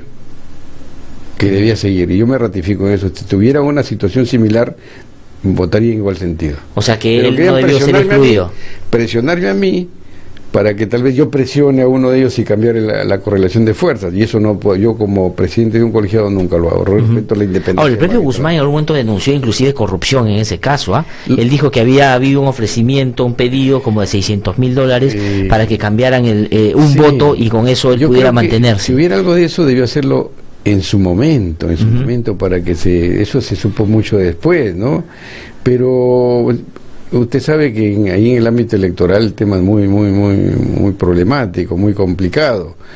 Y denuncian antojadizas de un señor también que denunció que había un maletín con 15 millones de soles, que fue a la televisión y lo sacaba, ¿no? O sea, era tan infantil, tan ingenuo su invento, su creación, y hizo la denuncia por escrito en la fiscalía. Presentó una denuncia, me acuerdo. Contra el jurado, contra el pleno, pero lo desarrollaba solamente, lo dirigía contra un magistrado del Ahora, jurado. pero a la luz de lo que sucedió, y esto digamos sirve para análisis, ya no para las consecuencias obviamente prácticas, porque esto ya sucedió, si Guzmán y Acuña no salían, digamos, el desenlace del último proceso electoral hubiera sido probablemente muy distinto al que fue. Claro, la gente, por ejemplo, que rodea al señor Acuña le pinta pajaritos y le dice pues de que si no hubiera exclusión él iba a ser el presidente de la República. No, a él sí le estaban engañando, pero yo me refiero a Guzmán. Guzmán iba segundo en el proceso electoral. Pero no se acuerdan, también hay cosas siempre, también hay que decirlas. Qué curioso que siempre las encuestas se presentan los fines de semana. Sí. Aquí el día que veíamos el caso, se presenta la encuesta donde tenía 17%. Habían grupos económicos detrás de él también. Sin duda, sin duda. Inclusive quiero confesarle ahora que el gobierno lo apoyaba a él, ¿no? Ajá. ¿Usted cree que el gobierno de Ollanta Se lo digo Humala... porque soy presidente jurado, fui presidente jurado. ¿Y por qué? ¿Porque tuvo alguna presión? Por ahí un mensaje, ¿no? ¿Directamente el presidente Humala? No. ¿De Nadine Heredia? Pero le digo tampoco. No, pero digamos, si el presidente jurado de las elecciones dice... Él fue apoyado por el gobierno. Hasta ahí le digo yo, es mi secreto profesional, ¿no? De acuerdo. No, pues, pero digamos, si constituye un nivel de injerencia e intromisión de esa naturaleza, haría bien usted en decir quién fue y en qué circunstancias. La independencia del magistrado se ve cuando sabe decir no. Ajá. No es su labor, yo creo, salir a delatar. Si hubiese habido una presión más fuerte, hubiese salido yo. Pero ¿por qué no denunciar si es una injerencia? Al margen de que usted no decida someterse a esa injerencia. Uno como magistrado, tanto en el ámbito de la justicia ordinaria, en este caso de la justicia electoral, está sometido continuamente a presiones. De acuerdo. Lo interesante es saber decir no. Ajá. Saber decir no. Ahora, más bien los fujimoristas, y Keiko Fujimori en particular, lo dice de manera permanente en privado sobre todo, que más bien quien apoyó, o el gobierno apoyó a Pedro Pablo Kuczynski. Pedro Pablo Kuczynski ganó la elección, no digamos porque la tenía que ganar, sino porque le terminaron dando la mano. Yo tengo ahí ahora puedo hacer esta lectura, que parece que no la está haciendo Fuerza Popular. ¿Quién le ganó a Fuerza Popular? No fue PPK, no fue el ANTI. La diferencia fue tan estrecha de que pudo ganar cualquiera de los dos. La verdad, el margen fue de 41.000 votos de diferencia. Y lo importante es, esto también es inédito en la historia de los resultados electorales en Latinoamérica, que se aceptó el resultado. Mire usted lo que pasó en México cuando la diferencia era de 600.000 y tuvimos 2 años ahí con López Obrador y cuando no reconoció. Claro, pero Keiko Fujimori no fue a salvar nunca al presidente en un claro, digamos, gesto de no reconocimiento al presidente justamente por la consideración que previamente yo hice. Habría que entender tal vez de que sentían que iban a ganar, ¿no? Ahora después se ha inventado un tema de que hubo una medida del gobierno de prohibir que los policías y militares fueran a votar. Si eso se hubiese denunciado en su momento se podía verificar. Ajá. Pero nadie lo denunció. Pero nadie lo denunció y partían de la premisa de que toda esa pequeña fuerza votaría por ella, ¿no? Ajá. Lo que es también discutible, ¿no? Digamos, si en ningún sector todos votan. Inclusive un alto líder político habló en una última entrevista que le hicieron, habló de ese tema, no obstante que no es de ese gobierno, de ese partido, ¿no? Pero yo, por ejemplo, la gente que puedo hablar por la experiencia de la gente que nos daba respaldo policial por ser presidente del jurado en ese momento, todos votaron, porque le di las facilidades para que voten. O sea, digamos, ese argumento desde el punto de vista no era válido, y en todo caso no se cuestionó en su momento, porque no se pudo resolver.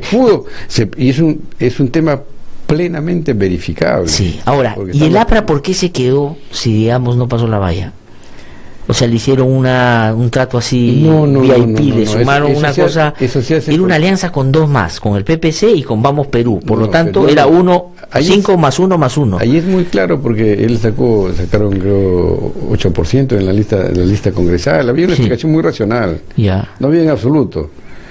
Si algo yo tengo que decir aquí en este momento, en este diálogo con esta radio y con usted, Glaser, es de que nunca dejamos de lado la independencia, la imparcialidad, que sea que hayamos pretendido favorecer a este partido en absoluto, sino que hay un error en un porcentaje que saca a nivel de presidencia y otro porcentaje que saca a nivel de elecciones congresales, y se tiene en cuenta el de elecciones congresales, y ahí se llegó a 8%. Sí. Ahora tengo que terminar, pero quiero preguntar rapidito por lo que se ha aprobado en el Congreso, o lo que está discutiéndose en el Congreso. ¿Está usted de acuerdo que para que un partido político tenga inscripción tiene que tener 3 años o sea, que un partido postule o pueda postular o participar en una elección 3 años de vida partidaria?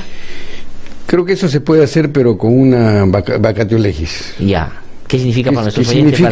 ¿Qué significa eso? Que se aprueba la ley, pero no se va a aplicar para este proceso, se aplica para el siguiente. Exactamente. De acuerdo, porque si se aplicara para este, ¿qué significaría? Significaría que va a haber mucho rechazo de gente que tiene una expectativa y que está casi lista para participar, o que ya tiene inscrito su movimiento, su partido. O que está, digamos, en camino a tener las firmas. ¿Que está usted de acuerdo con esto de que cuando exista una crisis de gobierno, se tenga que en los cambios de gabinete cambiar absolutamente a todos los miembros del gabinete, no repetir a ninguno en el siguiente?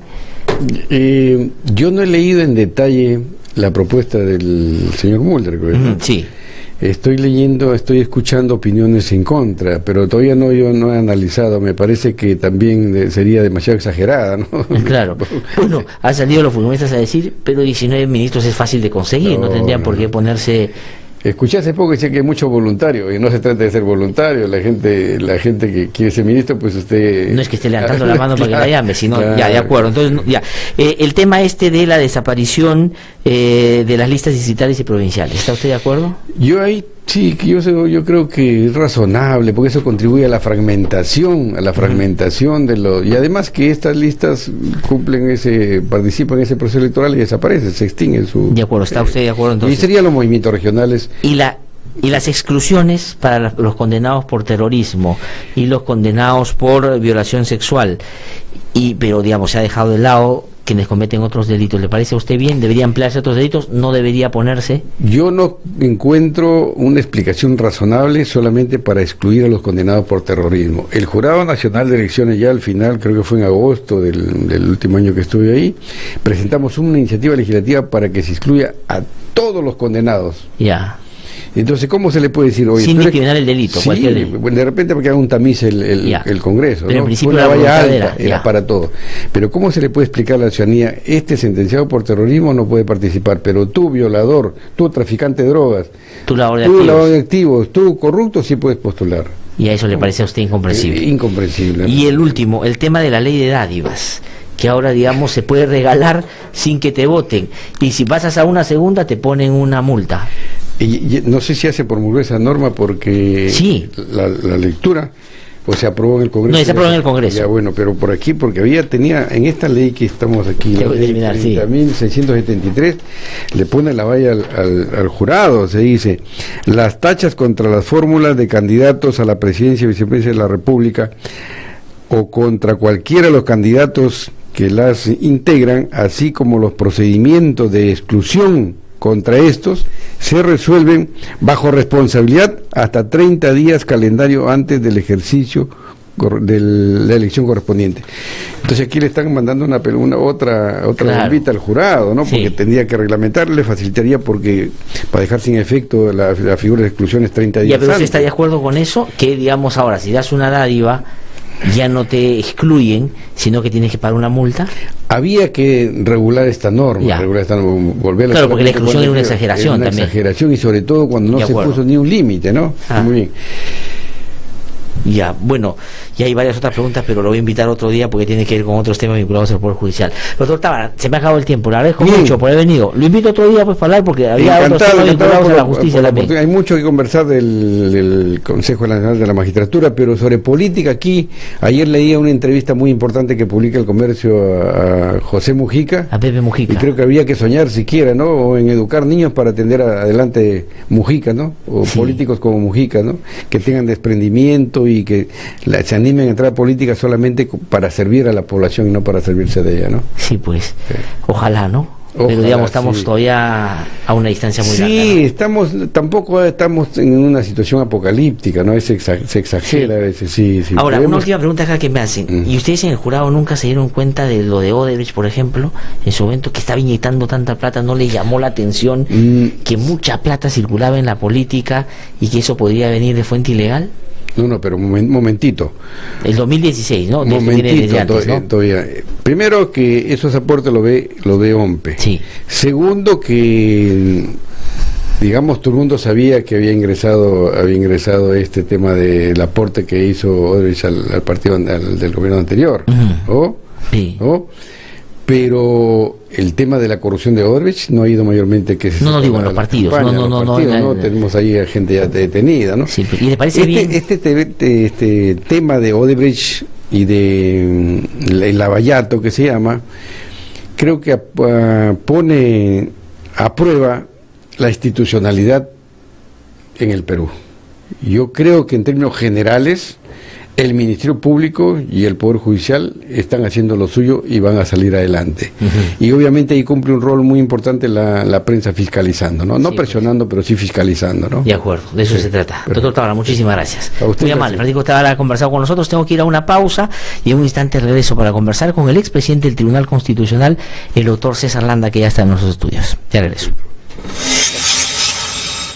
Soy Norma Méndez Díaz, madre de Melisa Alfaro Méndez, una joven de 23 años que falleció por un sobrebomba enviado por el Estado de nuestro país a cargo de Alberto Fujimori el 10 de octubre de 1991. Nosotros los familiares estamos en desacuerdo con el indulto porque contravendría las leyes, porque creemos que los que cometen delitos deben cumplir su condena, sean presidentes, sean políticos, sea quien sea. Las leyes se deben cumplir. Como familiar decimos, el indulto es insulto. Ya, Luchito, en 5 minutos apaga la computadora. Ya jugaste el tiempo que acordamos. Ya, mami, ya casi termino. Un ratito. Nadie sale al recreo si no terminaron de escribir. ¡No! Ojo, ya les avisé que eso pasaría, ¿ah? Sí, profe, me falta una línea y termino. A mí me falta, pero me apuraré. Mira, mami, ya manejo mi bici solita. No, niña, no lo hagas, te puedes caer. No le asuste, señora. Vamos a darle confianza. Vamos, hijita, tú puedes. ¡Sí, lo hice! Pero yo quiero este juego. Lo siento, hijo, cuesta caro. Veremos luego si podemos comprarlo, ¿ya? Está bien, tienes razón, papito. Además cuesta muy caro. Gracias por comprender. Pero esta figurita cuesta mucho menos. ¿Me compras? Para esto sí me alcanza. Te lo compro. Prestándoles atención, conversando, brindando confianza y dando un buen ejemplo, nuestros niños y niñas tendrán una buena educación y formación, aspectos claves para su desarrollo integral. Los niños, niñas y adolescentes tenemos derecho al buen trato, vivir en un ambiente armonioso, solidario y afectivo, en casa y en el colegio. La ley número 30403 prohíbe el uso del castigo físico y humillante contra los niños, niñas y adolescentes. Campaña Nacional contra el Castigo Físico y Humillante. Atrévete a criar con amor, con el apoyo de ASDI. Que no te cuenten cuentos, el Diario 1 te cuenta la verdad. Compra el Diario 1, el diario oficial de la realidad peruana. RBC 104.7, la otra forma de vivir.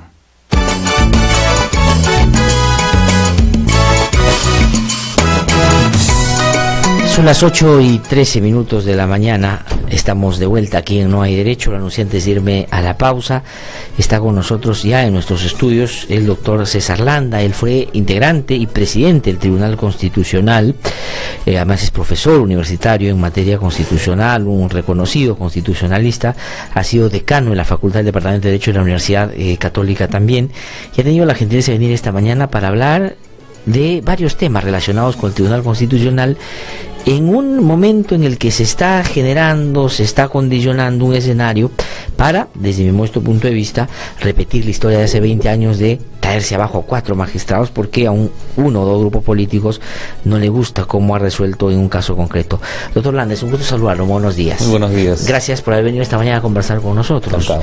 Estaba yo revisando hoy día en el diario La República unas declaraciones de la congresista Karina Beteta, que es presidenta de la comisión de la subcomisión de acusaciones constitucionales del Congreso de la República, y dice lo siguiente. Ella informó que las denuncias entabladas contra los integrantes del tribunal, Marianela Ledesma, José Luis Sardón, Eloy Espinosa Barrera, han sido consideradas inadmisibles por la Secretaría Técnica de la subcomisión de acusaciones constitucionales del Legislativo.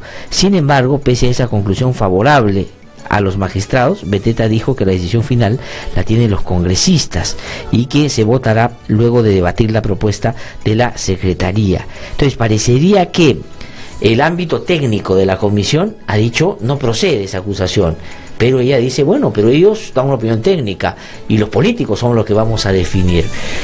¿Qué opinión tiene de eso? Porque no sé si es la misma acusación, porque acá mencionan a Sardón, y Sardón no está denunciado por eso, podría ser otra, ¿no? Pero en todo caso, la pregunta que le quiero hacer es, al margen de esta afirmación, a la quiero entrar en un ratito, ¿qué le parece la situación ahora que de esto contra el Tribunal Constitucional? ¿Le parece a usted que lo que ha hecho el Tribunal Constitucional al resolver un pedido de aclaración hecha por el Procurador Supranacional en el caso del Frontón ha llevado a una actuación indebida del Tribunal? La Constitución y nuestro modelo democrático que está consagrado, ¿no?, en nuestra norma suprema, garantiza dos pilares fundamentales, ¿no? Primero, la protección de los derechos fundamentales, los derechos humanos de toda persona, y en segundo lugar, la división y el control de los poderes, ¿no? Eso significa que si hay una investigación a partir de las masacres del Frontón y hay sentencias condenatorias de la Corte Interamericana, en el caso de Daniel Alegría, ¿no?, y Durán Ugarte, el Estado peruano se ha comprometido de manera legítima, autónoma y soberanamente a investigar y no a incumplirlo. Ahora, es cierto que existe este tema de que sea prescrito o no prescrito, ¿no?, la investigación, pero siendo un delito de lesa humanidad, esos delitos no prescriben. Ahora, desde el punto de vista también técnico, que se acuse, ¿no?, a magistrados en relación a haber emitido una aclaración en la sentencia de este caso, es un tema de orden técnico, ¿no?, porque la garantía de la independencia del Poder Judicial, y en este caso el Tribunal Constitucional, es pues un pilar fundamental. De ahí que la Constitución, en el artículo 139, numeral 2, dice que ningún poder del Estado ni persona puede abocarse a causas pendientes ni interferir en la labor de los jueces, ¿no? Y en ese sentido comete infracción a la Constitución, ¿no?, persona o institución que pretenda alterar el orden judicial que se ha llevado a cabo, es decir, con esa sentencia aclaratoria. Es cierto que la acusación es por abuso de poder y también prevaricato, es decir, que unos jueces, o sea, los magistrados del tribunal, estos 4 que han sido acusados, estarían cometiendo un delito al alterar, ¿no?, una sentencia que ha pasado en calidad de cosa juzgada, ¿no? Pero el tema es técnico, ¿no? De acuerdo, pero ahí, doctor Landa, le pido que le expliquemos, a quienes nos están escuchando, porque claro, como siendo técnico, y claro, hay más familiaridad en los abogados con estos temas, había que hacer un esfuerzo para explicar a los que no son abogados cuál es el problema, cuál es el centro de la discusión y de quiénes se les acusa a los magistrados. Vamos a partir del año 2013. El 2013, el Tribunal Constitucional tenía una conformación distinta a la que hay ahora, y ese, digamos, vio el caso del Frontón y tenía que pronunciarse a raíz de un pedido que hicieron los marinos en ese momento, y le pedían 2 cosas al Tribunal Constitucional, que se pronuncie sobre 2 cosas. Una de ellas era si es que el delito o el crimen del Frontón era de lesa humanidad, ¿no es cierto? Eso es lo que llega al tribunal. ¿Y qué pasa ahí en ese caso concreto? ¿Cómo votan? ¿Cómo se organiza el tribunal? Lo que pasa es que supuestamente 4 magistrados declaran que el delito no es de lesa humanidad. En consecuencia, es un delito que puede prescribir y ya no puede ser investigado ni juzgados los presuntos responsables, ¿no? O sea, el Poder Judicial tendría que abstenerse y quedar liberados. Sin embargo, hay entre los 4 el voto del ex magistrado Vergara, que tiene una contradicción interna, ¿no? No mantiene una lógica entre lo que está argumentando y lo que resuelve en el fallo. De acuerdo. Porque resuelve conjuntamente con los otros 3, pero las razones de fondo son contrarias a lo que ha resuelto. O sea, hay una incoherencia, un error y un vicio. O sea, él, digamos, argumenta en un sentido, pero vota en exactamente contrario. Así es. Ya, de acuerdo. Entonces, ¿qué pasa ahí? ¿Qué pasa ahí? La doctrina y el propio tribunal ha dicho, ¿no?, que puede haber nulidad en algunos casos extraordinarios cuando hay ese tipo de vicios. Los vicios pueden ser de forma, como podría ser o los vicios podrían ser también materiales, sustanciales, ¿no? En ese sentido, pues el tribunal ha expedido algunas sentencias, no muchas, que yo recuerdo habrán sido unas 10, ¿no? En estos, no sé, 20 años, ¿no?, en los cuales ha anulado inclusive, ¿no? En este caso no se está anulando, sino se está aclarando el sentido del voto para corregir ese error. De acuerdo, entonces... Hans Kelsen, un gran jurista, él decía también, lo que determina una resolución judicial no es el fallo, sino las razones jurídicas del fallo. De acuerdo, y las razones jurídicas están en los fundamentos donde el ex magistrado Vergara dice que este tema de delito de lesa humanidad no es una materia a resolver por el tribunal, sino por el Poder Judicial. O sea, no dijo que no era de lesa humanidad. De acuerdo, lo que dice es, yo no me puedo meter a eso. Eso tiene que ver un juez penal, el Poder Judicial. Los jueces constitucionales no tenemos que ver ese tema. Ya, pero en ese momento cuando se produce esa, digamos, ese hecho de que él argumenta en un sentido y el voto aparece en uno distinto, ¿quién es el que se da cuenta de eso y pide que el tribunal aclare? ¿Lo hace el tribunal, digamos, de oficio? Dice, oye, aquí hay un error, vamos a aclararlo, ¿o alguien se lo pide desde fuera? Se lo pide el Procurador Supranacional del Ministerio de Justicia encargado de llevar este caso para que se aclare cuál es el sentido de ese voto, ¿no? De acuerdo. Entonces, los magistrados de entonces no se pronuncian. Ajá. Se van el 2014 dejando eso pendiente, creo porque era evidente que había una contradicción, y si pedían que Vergara aclarara su voto, seguramente hubiera dicho, bueno, yo pienso que esto no es lesa humanidad, porque así lo estaba poniendo, ¿no? De acuerdo. En ese sentido, dejaron el tema pendiente, y las sentencias del Tribunal Constitucional no es de las personas que integran el tribunal.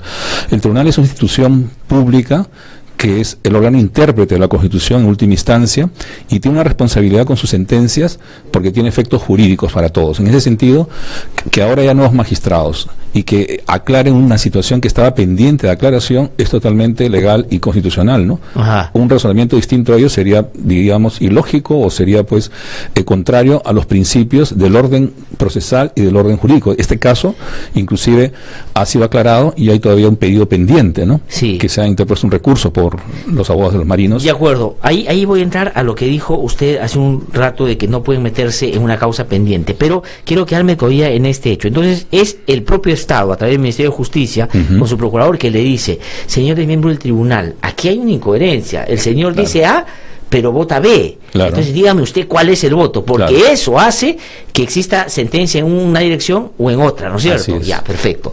Entonces el tribunal sencillamente no lo quiere ver porque no quería darle la razón seguramente a la otra parte, y lo deja. El tribunal, cuando se reconforma, es decir, se eligen a los nuevos magistrados, y a este tribunal llega, podría haberse hecho la vista gorda y no ver ese caso y decir, bueno, que se quede ahí y no nos hacemos problemas, o era su responsabilidad, habiendo algo pendiente ahí, resolverlo. Yo creo que todo tribunal tiene una responsabilidad con el orden jurídico, ¿no? Y más aún con sus propias sentencias, si han tenido errores o vicios. Por eso también este propio tribunal declaró la nulidad en la práctica de sentencia en el caso Mateo Castañeda y Nostro Zapariachi.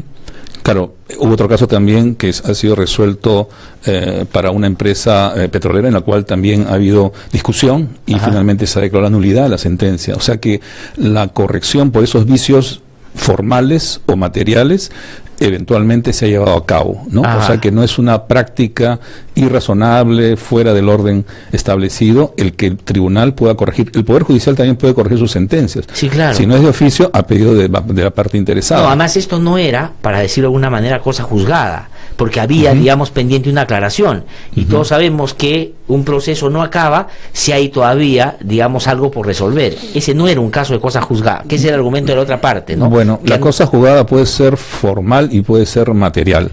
Una cosa juzgada formal es cuando se expide una sentencia y no hay un recurso adicional que lo deje sin efecto, pero lo cierto es que la Constitución y el Código Procesal Constitucional prevén que hay un recurso de reposición o aclaración, es decir, que puede precisarse. Claro. En ese sentido, se precisa, como en este caso, cuál es el sentido del voto, porque si ese sentido del voto mal interpretado ha dado lugar a una sentencia que además no es que sea indiscutible, es totalmente discutible, ¿no? Claro, claro, claro. Entonces, si fuera una sentencia indiscutible, una cosa juzgada, no solamente formal, sino material. Pero en la medida que hay una duda razonable, no objetiva, entre lo que un magistrado sostiene y lo que vota, cualquiera tiene derecho a decir, oye, acláreme esta situación. No, además, sobre todo cuando alguien ya pidió la aclaración, como el procurador y algunas organizaciones. Entonces, la cosa juzgada constitucional es lo válido, y esa se asienta sobre una idea de una cosa juzgada constitucional, no solamente formal, que el tribunal haya dictado una sentencia, sino también material, que esa decisión tenga coherencia interna. O sea, esta no es una cosa juzgada desde ese punto de vista, de ninguna manera. Desde el punto de vista material no, porque no tiene coherencia interna. Y el propio tribunal en otras sentencias, Yurana y Amoja, ha establecido como precedente vinculante para el Poder Judicial y para el propio tribunal, que toda sentencia tiene que estar motivada de un sentido, de una lógica interna. Es decir, que si yo digo A, la consecuencia es que sea B, no Z, ¿no? Y tiene que haber una coherencia también externa, ¿no? Vincularse a las normas adecuadamente y no usar las normas de manera arbitraria. Entonces, yo creo que hay razones técnicas suficientes para poder sostener de que el pedido de aclaración que ha sido resuelto por el tribunal es conforme a derecho, y que además, si hay un recurso pendiente todavía, el proceso no ha culminado, de modo tal que si hablamos de una cosa formal en un sentido estricto técnico, no se ha producido cosa juzgada. De acuerdo, y es una injerencia el acusarlos o buscar acusarlos constitucionalmente si es que todavía no se ha terminado el caso. Hay un pedido que han presentado los marinos pidiendo que se revise esa sentencia, y entonces por lo tanto no es una cosa cerrada todavía. Por eso, la propia Constitución, si me permite, en el artículo 139, en el numeral 2, dice literalmente: ninguna autoridad puede abocarse a causas pendientes ante el órgano jurisdiccional ni interferir en el ejercicio de sus funciones. Con lo cual, hay pues aquí un precepto, ¿no? Que ¿y en qué incurrirían los congresistas si es que avanzan en la denuncia constitucional, habiéndose no cerrado todavía este caso? Paradójicamente, yo creo que están infringiendo la Constitución, o sea, están produciendo una violación de un mandato expreso, ¿no?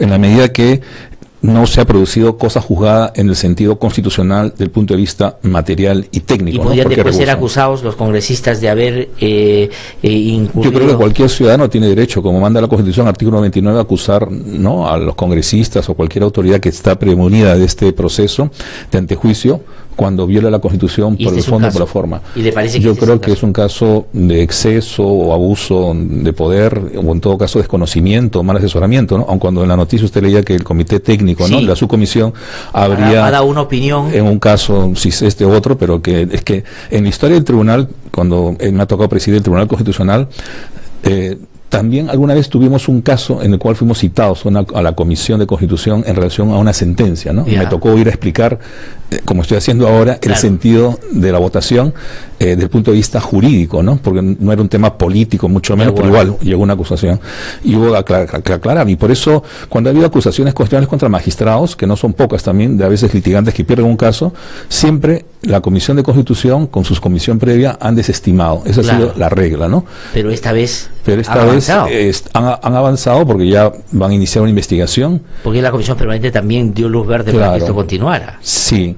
¿Y eso a usted le parece que si es rompe con lo que ha sido, digamos, la historia de la relación entre el Congreso y el Tribunal en torno a denuncias? Claro, el Congreso tiene una potestad no solamente de legislar, también de controlar, fiscalizar, ¿no? Y el artículo 29 prevé que un magistrado constitucional puede ser sujeto a una investigación y acusación. Eso es indiscutible. Pero tiene que tener, primero, que haya un hecho ilícito. Para que haya un hecho ilícito, porque solamente se puede acusar cuando hay delitos en el ejercicio de la función, prevaricato, ¿no? Dar una sentencia en violación expresa de lo que manda la ley. Y aquí no ocurre eso. Primero, porque un delito tiene que tener un presupuesto que es el dolo, ¿no? Claro. Tiene que estar taxativamente establecido cuál es el ilícito, ¿no? Cuál es la infracción que se ha cometido ilícita. Y aquí es un tema técnico de interpretación de un voto, y que además hay razones fundadas como las señaladas, y el tribunal incluso en otros casos ha anulado sentencias y no ha habido ningún juicio, ninguna denuncia penal. Y en todo caso, el otro supuesto no solamente es delito, sino también infracción a la Constitución. De acuerdo. Y la infracción a la Constitución es un concepto más político, que en todo caso es mucho más abierto, y por eso, ¿no?, a los magistrados del año 97, ¿no?, a Reiteri, a Aguirre Roca y Reboredo, fueron no solamente acusados, sino se hizo un juicio político, ¿no?, contra ellos, con argumentos deleznables, ¿no?, en torno a cómo es que habían resuelto una aclaración. ¿Le parece esto que tiene algún símil, algún parecido con desde que el Tribunal Constitucional existe, y claro, y realiza tareas de control al poder, sea el poder legislativo, los poderes fácticos, ¿no? En este caso a la Marina, ¿no?, pues está investigando este hecho, ¿no? O a los partidos, etcétera. Siempre hay resistencia al control, eso es normal, ¿no? Pero todo eso se canaliza bajo los mecanismos jurídicos institucionales que prevé la ley y la Constitución, interpretando de manera razonable. Entonces, todas las denuncias que han habido contra el tribunal, salvo la de los tres magistrados, ¿no?, que fueron expulsados por una decisión arbitraria, al punto que la Corte Interamericana declaró que esas instituciones habían violado lo que es el juicio político, ¿no? Porque el juicio político existe, pero también tiene que tener reglas mínimas, derecho de saber de qué te acusan, saber si hay pruebas, saber si hay intencionalidad, garantías de un debido proceso, y eso no hubo la vez anterior. ¿Y ahora hay? Ahora, cuando dicen que hay prevaricato, ¿cuál es el prevaricato? ¿Cuál es el delito? ¿Cuál es la intención? Parecería ¿Cuál es un el dolo? ajuste de cuentas político, daría la impresión. Bueno, no Desde sé. mi concepción menos legal, sino más política, pero a lo que voy es, el hecho de que el Tribunal Constitucional haya acudido a la Comisión Interamericana de Derechos Humanos, ha dicho el propio presidente del Congreso de la República que es una afrenta para el Perú porque nos lleva a ponernos en el banquillo de los acusados en entes internacionales. ¿Qué le parece a usted el hecho de que el tribunal haya ido a la comisión? Claro, que el tribunal haya tomado la decisión de garantizar la independencia en su ejercicio de función, siendo que el órgano que a nivel nacional existe no es pues el Consejo de la Magistratura para que pueda garantizar la independencia del Tribunal Constitucional, menos el Congreso, y tampoco va a pedir el poder político presidencial, ¿no? Ni al judicial. Entonces, ¿dónde un tribunal que se siente acosado puede acudir? Agotada, digamos, esta instancia nacional, el sistema interamericano prevé estos mecanismos, porque además hay sentencias ya de la Corte Interamericana para garantizar la independencia de los jueces que han sido interferidos o sacados, por ejemplo, en Venezuela, o casos también en Ecuador, ¿no? En el Perú en el 97. Y en el Perú en el 97, que hay ese antecedente más aún, ¿no? O sea, con lo cual no es un tema extraño para el sistema interamericano que antes de llegar a esas situaciones donde el Perú pueda ser condenado eventualmente, lo que hace una comisión es tomar nota de la denuncia, ¿no? El informe que ha presentado y pedir al Estado peruano una opinión. Una explicación. Una explicación. El Congreso dirá, no, estamos investigando por estas razones, bueno, pero en todo caso, esas investigaciones tendrían que tener fundamentos jurídicos suficientes para decir, estamos investigando de manera no solamente legítima, ¿no? Sino también, o sea, no solamente legal, sino legítima, ¿no? Cosa que en todo caso la comisión evaluará, pedirá también un descargo por parte de quienes han presentado la denuncia y buscará una solución amistosa en el peor de los casos, ¿no? Como el Perú ya ha tenido también esos acuerdos con el Estado y a quienes denuncian. Yo creo que la mejor solución es esa, ¿no? Que haya pues un diálogo, si no tiene que ser a nivel de la Comisión Interamericana, por lo menos que oficiosamente, ¿no? Esto encuentre una solución y no deje una sensación de que en el Perú no hay garantía de la independencia judicial, porque si no hay independencia judicial, las personas no se van a sentir seguras en el Perú de que políticamente el Parlamento pueda violar sus derechos cuando hay una sentencia del tribunal que no les gusta a los grupos de poder, o sea, jurídicos como el Parlamento o fácticos como el caso de los militares, en este caso los marinos, ¿no? De acuerdo, totalmente de acuerdo. Además, si queremos acceder a la OSD, hoy en la mañana yo leía un poco los requisitos, una de las cosas que te piden es independencia, Estado de Derecho y respeto a las sentencias judiciales, y esto nos hace un flaco favor. Doctor César Landa, le agradezco muchísimo, como siempre, por haber conversado con nosotros y con tanta claridad nos ha explicado qué cosa es lo que está en juego, y vamos a ver, espero que no prospere, que quede ahí y que el tribunal siga haciendo su trabajo. Muchísimas gracias. Muchas gracias. Que le vaya muy bien. El doctor César Landa, entonces, el presidente del Tribunal Constitucional, ha conversado con nosotros. Vamos a una pausa, regreso en un instante para conversar con el ex ministro del Interior, Fernando Rospigliosi, y que ya está en nuestros estudios.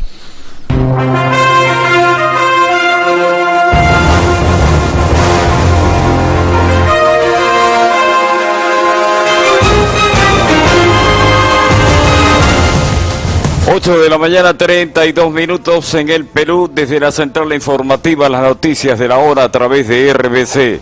Adiós, Claudia. La reconocida actriz peruana Claudia Damer falleció a los 68 años de edad, según confirmó su hermano José en un mensaje compartido en Facebook con un mensaje muy sentido. Sus restos son velados hoy en el Museo de la Nación. Túnel arequipeño. El presidente de la República, Pedro Pablo Kuczynski, participó en la ceremonia de inicio de los trabajos de construcción del túnel trasandino Majes-Iguas 2 en Caylloma, Arequipa. Jóvenes de la Guardia. En la actualidad se realiza una selección entre unos 30.000 jóvenes para integrar la Guardia del Papa, informó el coordinador general Carlos Montalbán. Volviendo a casa.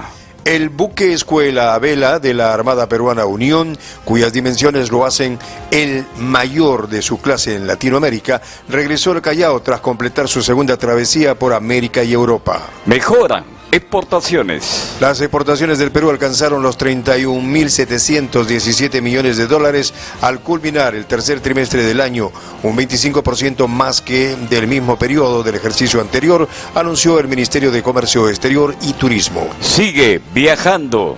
El presidente Pedro Pablo Kuczynski viajará del 6 al 13 de noviembre a la ciudad de Da Nang, en Vietnam.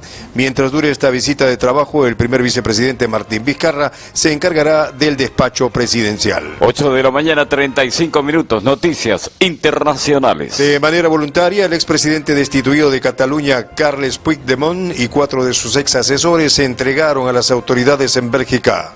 Más noticias internacionales. En Ecuador, el Ministerio de Salud Pública informó que hasta ahora se han atendido 83 casos de sospechosos por consumir alcohol metílico. Hay 17 fallecidos asociados por intoxicación de metanol. En RBC, las noticias deportivas, 8:36. La Federación Peruana de Fútbol mandó un mensaje de respaldo y de aliento tras la suspensión de Paolo Guerrero. La Federación Peruana de Fútbol respaldó a Paolo y señaló que lo mejor que se puede hacer ahora es mantener la unión y la motivación. Más deportivas. El delantero Jefferson Farfán causó gran preocupación en la Videna cuando sufrió un fuerte golpe contra un poste del arco del CSKA de Moscú. Afortunadamente pudo incorporarse gracias al auxilio médico. Infórmese con la verdad aquí en Radio RBC 104.7 FM, la otra forma de vivir y de informar. Entérese de lo que otros callan, su voz es la voz del Perú.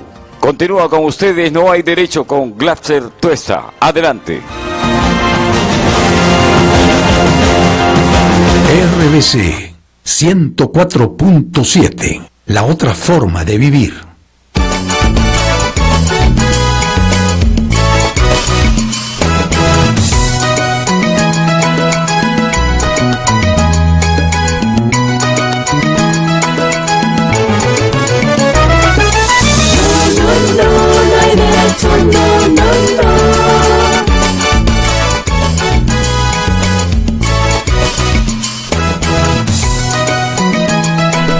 Son las 8:36 de la mañana. Estamos de vuelta aquí en No hay derecho.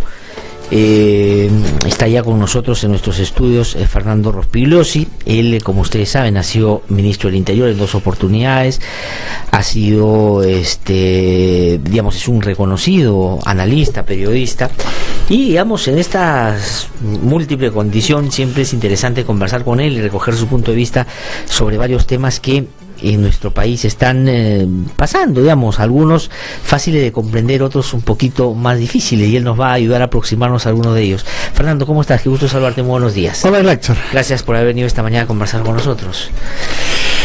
Bueno, estamos en una situación un poco incierta. Sí, estamos conversando día, ¿no? un poquito antes de salir al aire, y yo hacía referencia, y que lo quiero hacer ahora en público también, a un artículo que escribió Fernando la semana antepasada.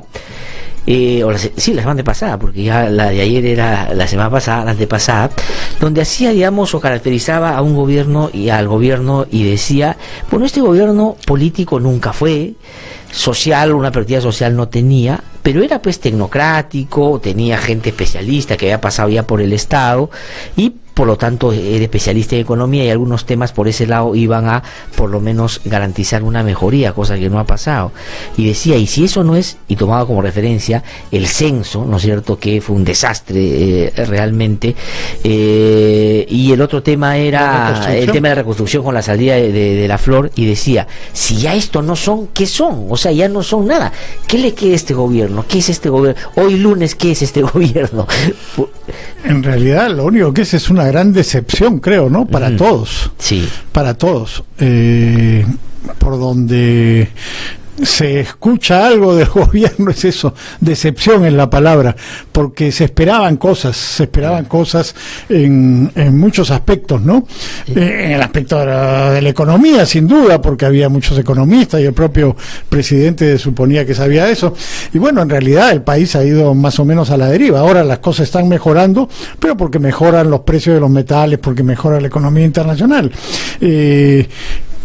Y en otros terrenos, por ejemplo, en la lucha anticorrupción ha sido un desastre absoluto. Ajá. Teniendo el caso Lavallato, uno de los escándalos de corrupción más grandes que ha habido en el mundo, no se ha avanzado absolutamente en nada. Ahora, ese era el escenario, Fernando, perfecto para liderar una lucha anticorrupción y, digamos, ponerse esa como una de sus banderas. Pero el problema está en que Pedro Pablo Kuczynski, de una u otra manera, y cada vez parecería con más intensidad, está siendo manchado y salpicado por ese caso también. De pronto, ¿eso lo entienden eso o no? Yo creo que sí, creo que finalmente es ese el tema, ¿no? Que no hay un avance en la lucha anticorrupción, que el gobierno no impulsa un avance en la lucha anticorrupción porque tiene temor a que sean investigados ellos mismos, ¿no? Yo creo que ese es el punto, como fue en el gobierno de Toledo también, la lucha anticorrupción ahí avanzó mucho. Venía desde Paniagua con la Procuraduría Anticorrupción, se creó un sistema anticorrupción, pero después se frenó porque Toledo no quería avanzar y ya sabemos ahora por qué. Claro, o sea, le tocó la puerta a Toledo, empezó a pisarle la base del pantalón y ahí empezó a quitarle el acelerador. Así es, y ahora yo creo que también ya estamos entendiendo por qué no hay ningún avance en ese terreno, lo cual es lamentable, porque eso crea una serie de otros problemas, por ejemplo, entre otros, la desconfianza en los políticos, en los gobernantes, que es clamorosa según vemos en las encuestas. Sobre todo cuando la política ya no se discute por separado de lo económico, de lo institucional, que era, digamos, lo que pasaba hace 20 años, que tú decías, mejor que la política no le llegue a la economía porque así funciona bien. Ahora están estrechamente vinculados. Ahora incluso, claro, muchos de los economistas que sostenían eso dicen ya no, ahora sí la política está afectando a la economía y podría afectarla más si es que seguimos teniendo problemas de este tipo, ¿no? Ahora, Fernando, te pregunto, una de las expresiones, ya no solo de la dejadez o del poco ánimo por impulsar una lucha anticorrupción, ojalá eficiente, sino el colaborar con la justicia, se expresa en esta negativa de Kuczynski de ir a la Comisión Lavallato. Tú, por ejemplo, ¿qué hubieras creído que es lo mejor? Que vaya, que se enfrente, sabiendo que iba a ser hostil, porque, digamos, esa comisión tampoco garantiza independencia. ¿O te parece bien lo que ha hecho? No, me parece muy mal, ¿no? Yo creo que él debió recibir a esta comisión del Congreso y que el argumento que ha dado para no recibirla es un pretexto, ¿no? Dice que es un circo, lo cual es cierto en muchos sentidos. O sea, ha sido el propio Kenji Fujimori ha dicho que el Parlamento es un circo muchas veces y con funcionarios y ministros ha funcionado así, pero en el caso del presidente no es así. Ya recibió una vez a una comisión en el caso del médico Moreno, que fue su asesor, y fue una sesión privada, reservada, o sea que no hay circo que sea reservado, el circo es un espectáculo público. ¿Políticamente te parece que era más rentable ir?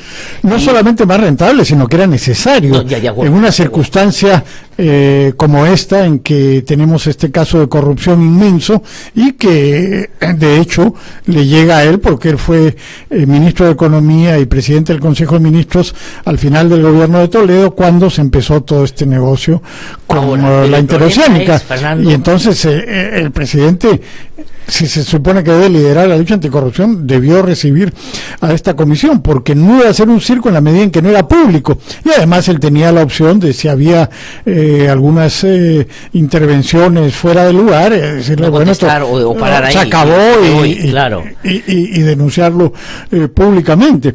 Pero yo creo que hay temor a ciertas preguntas que le pueden hacer, ¿no? Porque, digamos, tampoco es la primera vez, es verdad, al Congreso, ya tú lo has mencionado el antecedente, pero él ha hablado sobre el caso vinculado a Alejandro Toledo ya ante un fiscal, y lo que se ha filtrado en la prensa es que los niveles de imprecisión, o dice, no me acuerdo que eso haya pasado, la verdad es que no, digamos, si eso iba a decir a la comisión, probablemente también iba a generarle un problema, más allá de el hecho político, digamos, también el hecho yo creo que ese es un problema, porque, claro, uno en una entrevista de prensa o en una declaración puede decir cualquier cosa, pero a la hora que lo hace ante un fiscal o ante una comisión investigadora del Congreso, ya eso tiene efectos jurídicos, ¿no es cierto? Entonces, si uno miente o no dice la verdad ahí, ya se ven problemas, se puede complicar, y yo creo que a eso es a lo que tiene temor, y claro, por eso lo que hace es que los abogados le redacten una comunicación al Congreso, donde obviamente los abogados van a preocuparse de que no haya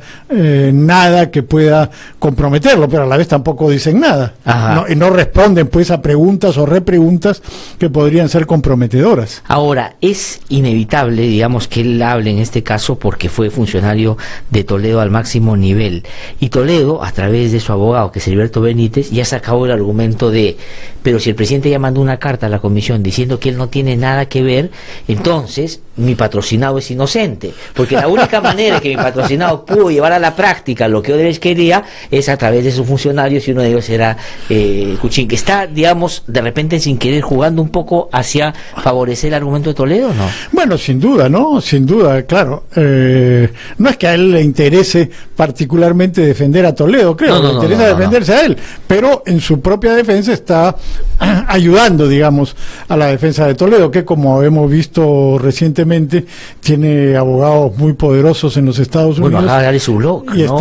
están tratando de usar el argumento de que esta es una persecución política y una serie de tonterías, cosas que son falsas, pero no sabemos qué efecto pueden tener allá, ¿no? Ahora, pero digamos, esto hay que, y está bien, Fernando, que tú lo menciones, hay que decirlo, los abogados de Toledo no son cualquier abogado, ¿eh? Uno es Ricardo Noriega, que fue subsecretario de Estado de Estados Unidos. No, Roger Noriega jugó un papel muy importante al final del gobierno de Fujimori. Es un hombre que tiene peso allá y es republicano, y los republicanos están en el gobierno ahora, ¿no? Sí. Entonces, no es poca cosa. O sea, Toledo ha conseguido gente que tiene realmente posibilidades de hacerle una buena defensa, y claro, Toledo tiene plata, pues no, para hacer eso.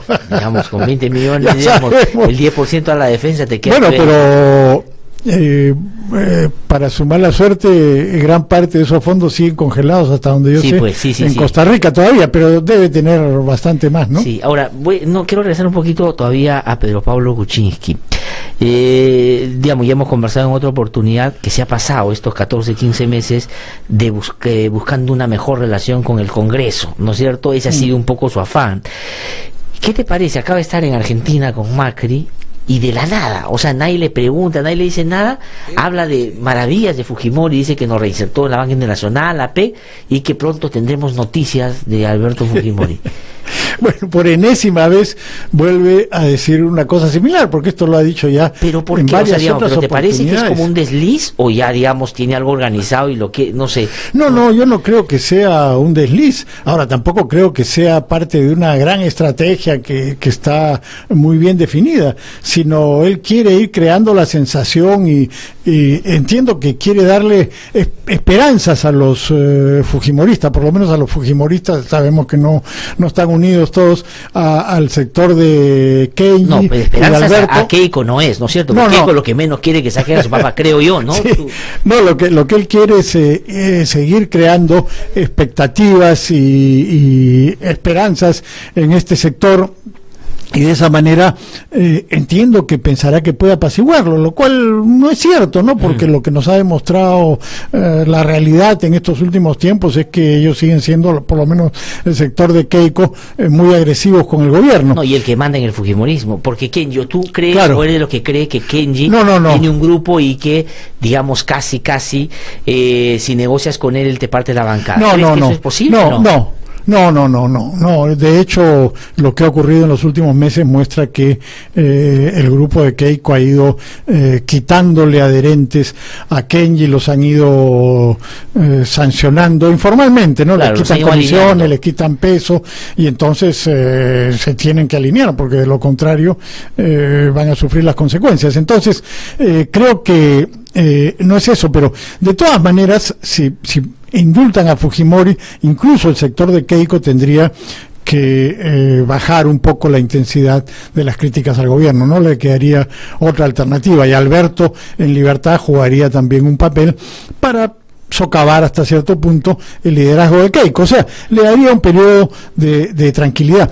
El problema es que el presidente no se decide. Él se comprometió a no indultar a Fujimori en la campaña electoral, y ahora está dando vueltas alrededor de este asunto del indulto médico, como él le llama, cosa que no existe, pero no se decide. Pues entonces él como presidente puede indultarlo en el momento que quiera, mañana lo indulta y se acabó. Habrá críticas, habrá un desbarajuste, pero lo hace, pero sin embargo no se decide, y esto lo que crea es una incertidumbre, y lo que todos están diciendo ya, no tiene liderazgo, carece de liderazgo, va vacilando de un lado para otro, no puede enfrentar las situaciones, tiene salidas absurdas como la que ha tenido en Arequipa ayer, de echarle la culpa a los editorialistas. Ha dicho que vean las obras y que no escriban editoriales. Pero entonces, ahora, pero el fujimorismo, digamos, una cosa yo creo que a estas alturas resume o se reduce el gobierno, es efectivamente un gobierno sin liderazgo, débil, pero tampoco no tiene norte, o sea, en el sentido de, al margen de las cuestiones estrictamente políticas y su relacionamiento con otros jugadores políticos, de hacia dónde quiere ir como gobierno, o sea, cuál es su idea de reforma, qué quiere hacer. Pero el fujimorismo no está tampoco libre, digamos, de esa falta de brújula, ¿no? Y tal vez eso sea bueno en el sentido de que, si la tuvieran más clara, de repente la situación sería mucho más precaria todavía. Bueno, no, en efecto, el fujimorismo, la única característica notoria en el último año y medio, digamos, es un viraje conservador, porque recordemos, hubo en octubre de 2015 este famoso discurso de Keiko en Harvard, donde plantea una posición liberal y luego a continuación saca de la lista de postulantes al Parlamento a varios conservadores, pero sin embargo en el último tiempo hay un viraje al conservadurismo muy fuerte y marcado, que no se sabe si es simplemente oportunismo o convicción. A esta altura no lo sabemos, de pronto no tienen convicciones. Yo creo que es, por poco creo, ¿no? Una, porque ese sector conservador le puso plata en la campaña. O sea, de hecho, todos estos evangélicos no solo le dieron votos, sino le dieron plata. Y la segunda, creo, que claro, Keiko lo que cree es que ella puede representar a ese sector y tratar de mantener cautivo a ese sector hacia el 2021, cosa que es, digamos, una ilusión, porque yo creo que ese sector va a tener su propio representante. Sí, claro, sí, ¿no? Sí, puede ser un error estratégico, ¿no? Pero eso es lo único, digamos, que es notorio en el fujimorismo. En efecto, no hay una coherencia, un tipo de política que tú digas, bueno, esta es una alternativa al gobierno de Pedro Pablo Kuczynski. No hay eso, sino hay constantemente poner obstáculos en una serie de temas de acuerdo a cómo vayan viniendo. Sí, o sea, no hay una coherencia y algo que uno diga, bueno, este es una alternativa de cambio, que puede a uno gustarle o no gustarle, pero decir, bueno, acá está una posición clara sobre un conjunto de temas. Yo siempre me he preguntado eso, por ejemplo. No, porque además la bancada y la gente que tienen es muy disímil, muy dispareja, ¿no? Sí. Entonces no hay pues coherencia. No, administrar esa bancada es ser muy complicado, porque es una suma de intereses, además, algunos inconexos totalmente, ¿no es cierto? O sea, digamos, desde, porque yo te digo, a ver, en términos de política, a ver, ¿quién es el que por el fujimorismo debate los temas de educación? ¿No? O sea, digamos, ¿cuál se viene a la mente? Ninguno, ¿no es cierto? O sea, en términos de debate público, cuando hubo una huelga, ¿quién salía? Algunos congresistas, pero a golpear al gobierno, pero claro, no hay una idea, o en economía, o en seguridad, no hay. No, pues, y bueno, en educación lo que tiene son intereses, ¿no es cierto? Exactamente. Gente que tiene universidades, y lo que quiere. Y así hay un conjunto de intereses ahí que además pueden ser peligrosos, ¿no? Sí. Pero en fin, yo creo que no hay una alternativa. Y no se perfila tampoco en ninguno de los otros grupos, ¿no? En absoluto, tú no ves alternativas coherentes, o sea, más o menos estamos en lo mismo que hemos estado ahora, pero bajo la fachada esta de el cambio en el ámbito del sistema político, la reforma electoral, lo que quieren es quedarse solo ellos, ¿no? Y están haciendo una serie de cosas para sacar o evitar que entren nuevos, claro. Está clarísimo eso, al margen de que los nuevos puedan ser mejores o no, digamos, esa es una discusión distinta. Claro, sí, están cerrando los espacios a una serie de gente, ¿no? Cosa que teóricamente podría ser positiva, tratando de fortalecer los partidos, pero ya sabemos que no es así, porque la inmensa mayoría de los partidos, si es que no todos, son una suerte de vientres de alquiler. En cada elección van reclutando gente y por eso tenemos un Congreso como el que tenemos. O sea, ¿qué coherencia hay en los grupos políticos? En ninguno, ni siquiera en el fujimorismo, por supuesto. No existe. Van reclutando a quien sea en el camino. Entonces, la supresión de estos movimientos locales no va a garantizar en absoluto que tengamos elecciones diferentes en el futuro para gobiernos regionales y municipales, porque estos caudillos locales se van a subir al carro de estos partidos nacionales y vamos a tener lo mismo de siempre, solo que con distintas etiquetas, ¿no? Sí, pues, y la izquierda es una lágrima, ¿no? O bueno, sea, digamos, en el sentido de haber ganado un 18% en la última elección, tener 20 congresistas y para terminar ¿dónde están? No, la izquierda no significa nada, ¿no? En este momento tenemos dos grupos distintos en el Congreso y afuera también hay varios grupos que están tratando de entrar, ¿no? Entonces, bueno, en la izquierda vamos a tener lo mismo de siempre, una división en varios grupos para las próximas elecciones. Sí, Fernando, y el caso Lavallato que tú mencionaste al inicio cuando hablábamos de Pedro Pablo Kuczynski, ¿este va a ser un asunto determinante? Lo es, porque digamos, el ánimo, por ejemplo, se ha enardecido en el fujimorismo a propósito de la investigación a Keiko, clarísimo, esa imagen de salir con toda su bancada. Ayer Úrsula Letona dijo, el Ministerio Público es una banda organizada contra el fujimorismo, es decir, están en ese tono, el presidente del Congreso, Alan García está desaforado. Ayer Luyo, no sé si ha visto las declaraciones de Luyo, que las han hecho públicas, que dio ante la Comisión Lavallato, donde dice que a él le pusieron a Cuba, y él no entendía por qué Cuba era, si él era de comunicaciones, le pusieron a hacer cosas de transporte, y al final él dijo, llegué a la convicción de que era porque era de confianza de Cornejo, y porque además el señor Plasencia, que era cercano a García, dijeron que él era el hombre al que había que seguir las instrucciones. ¿Cómo va a marcar eso la política que lo está marcando ya? Bueno, el problema que tenemos es que hay una enorme presión política sobre el sistema judicial, en particular sobre la Fiscalía, y si ya tenemos un sistema judicial que es débil y en gran parte corrupto, imaginemos encima de eso esta presión política que es fortísima. La verdad es que yo no recuerdo haber tenido una presión, que haya habido una presión tan grande sobre el sistema judicial desde el gobierno de Fujimori, donde Montesinos lo manipulaba, pero ahora es una presión muy fuerte y explícita, pública, y además es gente que tiene poder. Digamos, los fujimoristas tienen poder y el APRA también tiene poder, a pesar de que tienen solamente un pequeño grupo congresal, pero tienen poder porque por sus alianzas y por su intromisión también en estas instituciones. Entonces yo creo que es una situación muy complicada bueno, ahí necesitaríamos pues un gobierno que se ponga fuerte y que diga, oiga, esto no puede ser, no pueden amenazar a los fiscales y a los jueces, no pueden presionarlos. El gobierno tendría que sacar la cara. No le puede decir eso ni a su bancada. No puede decir a su bancada, no le puede decir. Carece completamente de liderazgo. Tú que trabajas los temas de seguridad, que es una barbaridad, no sirve para nada.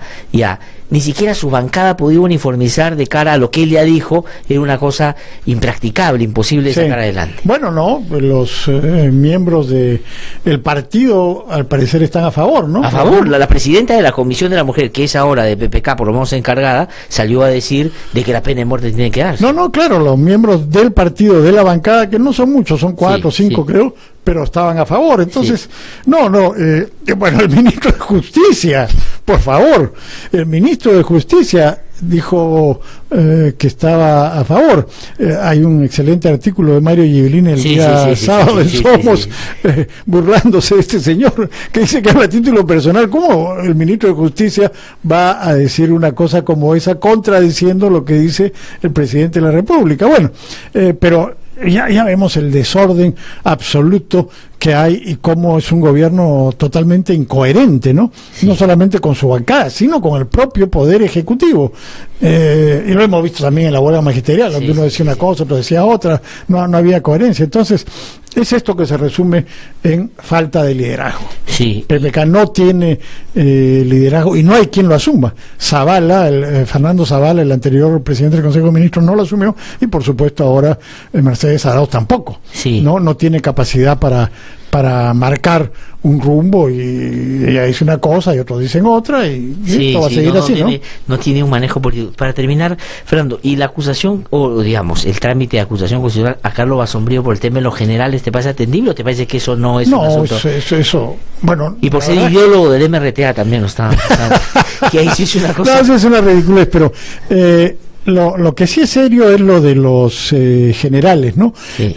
Pero, digamos, el gobierno tiene que tener la potestad de hacer los cambios necesarios en las instituciones.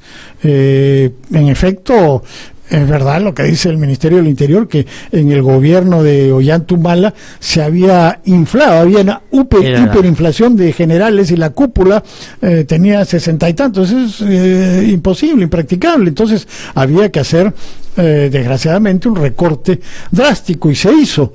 Pues digamos, Humala lo hizo al principio de su gobierno también, recordemos, cuando bajó 35 para que Salazar llegara a ser para que Salazar llegue, pero después hizo un montón de generales para pagar su propia cúpula. Claro, es verdad.